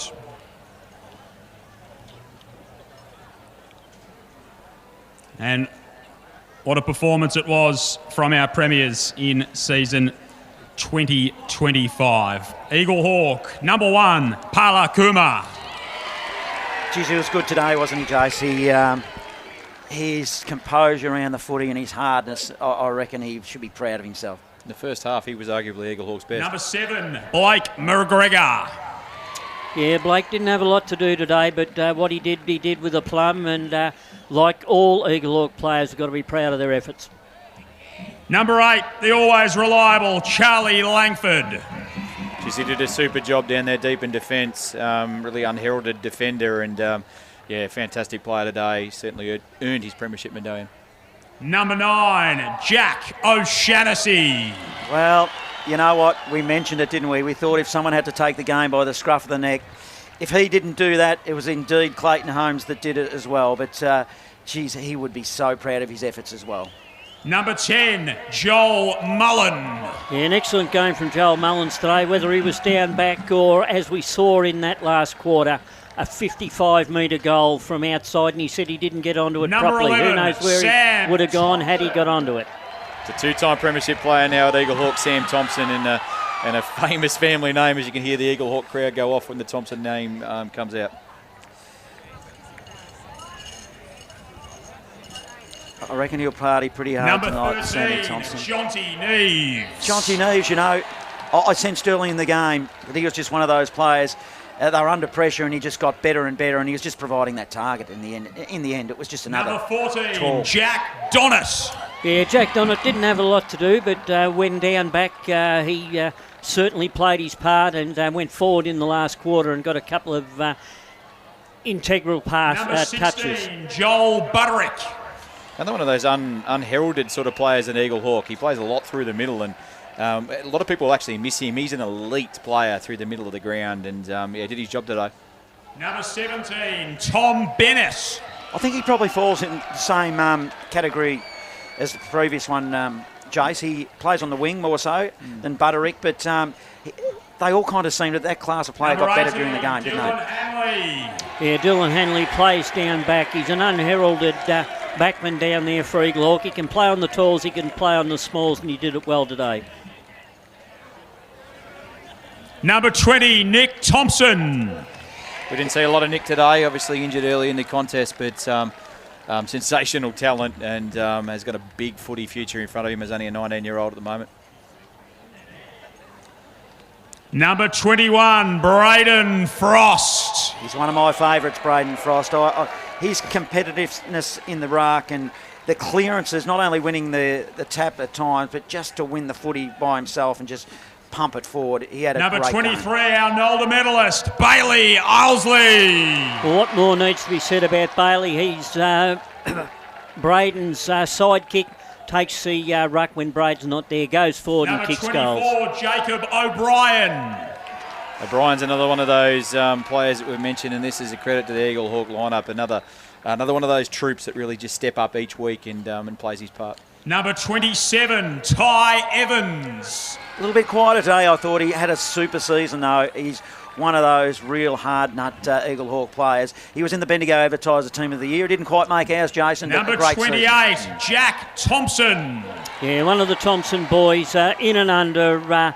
They're integral to the Eaglehawk side, and today he had another Number good 30, game. Aidan Hanley. Another one that plays down in defence as well. Again, unheralded a lot of the time, but across the competition he's well respected the way that he plays. Number 32, Nick Hoare. Nick Hoare, long sleever. He's worn it all year. His composure around the footy. He was like a lot of the others today as the game gone on and went towards the back end. Number better. 44 and our WorkSafe AFL Victoria medalist, Ben Thompson. Yeah, Ben Thompson, another one of the Thompson boys, and week in and week out he sets the example for every other Eaglehawk player to follow, and he did exactly the same again today with an excellent game. Big season for Ben as well. Represented the league earlier in the year and had a great year. Eaglehawks premiership captain, number 2, Billy Evans. Billy Evans, well, the Mickelson medalist. He probably didn't have a lot of influence early either, but he played in 2014 for Sandhurst, and now and he their gets a premiership medallion. co-coaches, number 15, Clayton Holmes. Yeah, Clayton Holmes, he can be the devil in the pack, and but an excellent footballer, and he certainly gives it his all week in and week out, wears his heart on his sleeve. And how good for Trav Matheson too, the work and effort he's put into this footy club over the last, what's he been there, 6-7 years, been second to none. Congratulations, fully deserve it. And he's also great with the fresh. Anytime you want information, he's there, and he'll have an interview, works well. Had a sensational year across every grade of football and netball, so congratulations on that. Obviously continue to set the benchmark for the comp and for everyone else to chase after, so bad luck on today, but congratulations on your success as a club throughout the entire year. To the BFL, to the umpires, to sponsors, everyone that's sort of done the work behind the scenes to get the comp up and running and to get today and the finals up and running. Massive thank you to you guys and to anyone who's contributed to that. To our playing group, an enormous amount of resilience, boys, to obviously to get to this point in time of the year, but then to pull that off as we did sort of as that game went on. So you deserve all the accolades that come your way, boys, and knowing all of you, you'll celebrate pretty well over the next couple of days. Just to our committee and our sponsors who sort of contribute year in, year out, massive thank you to you guys. And last but not least is the Eaglehawk community and our supporters. And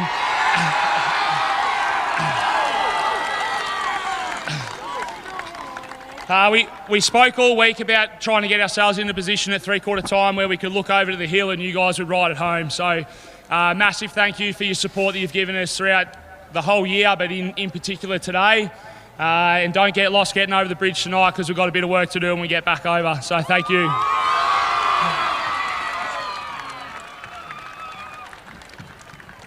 Thanks, Trav, and a hearty congratulations again. Each year our premiers receive the Bendigo Advertiser Cup, who have been such an integral part of local football and netball for such a long time. This year, to present the cup, I'd like to welcome Andy Walker from the BFNL board, as well as Billy Evans and Clayton Holmes from our 2025 Bendigo Football Netball League Premiers, Eaglehawk.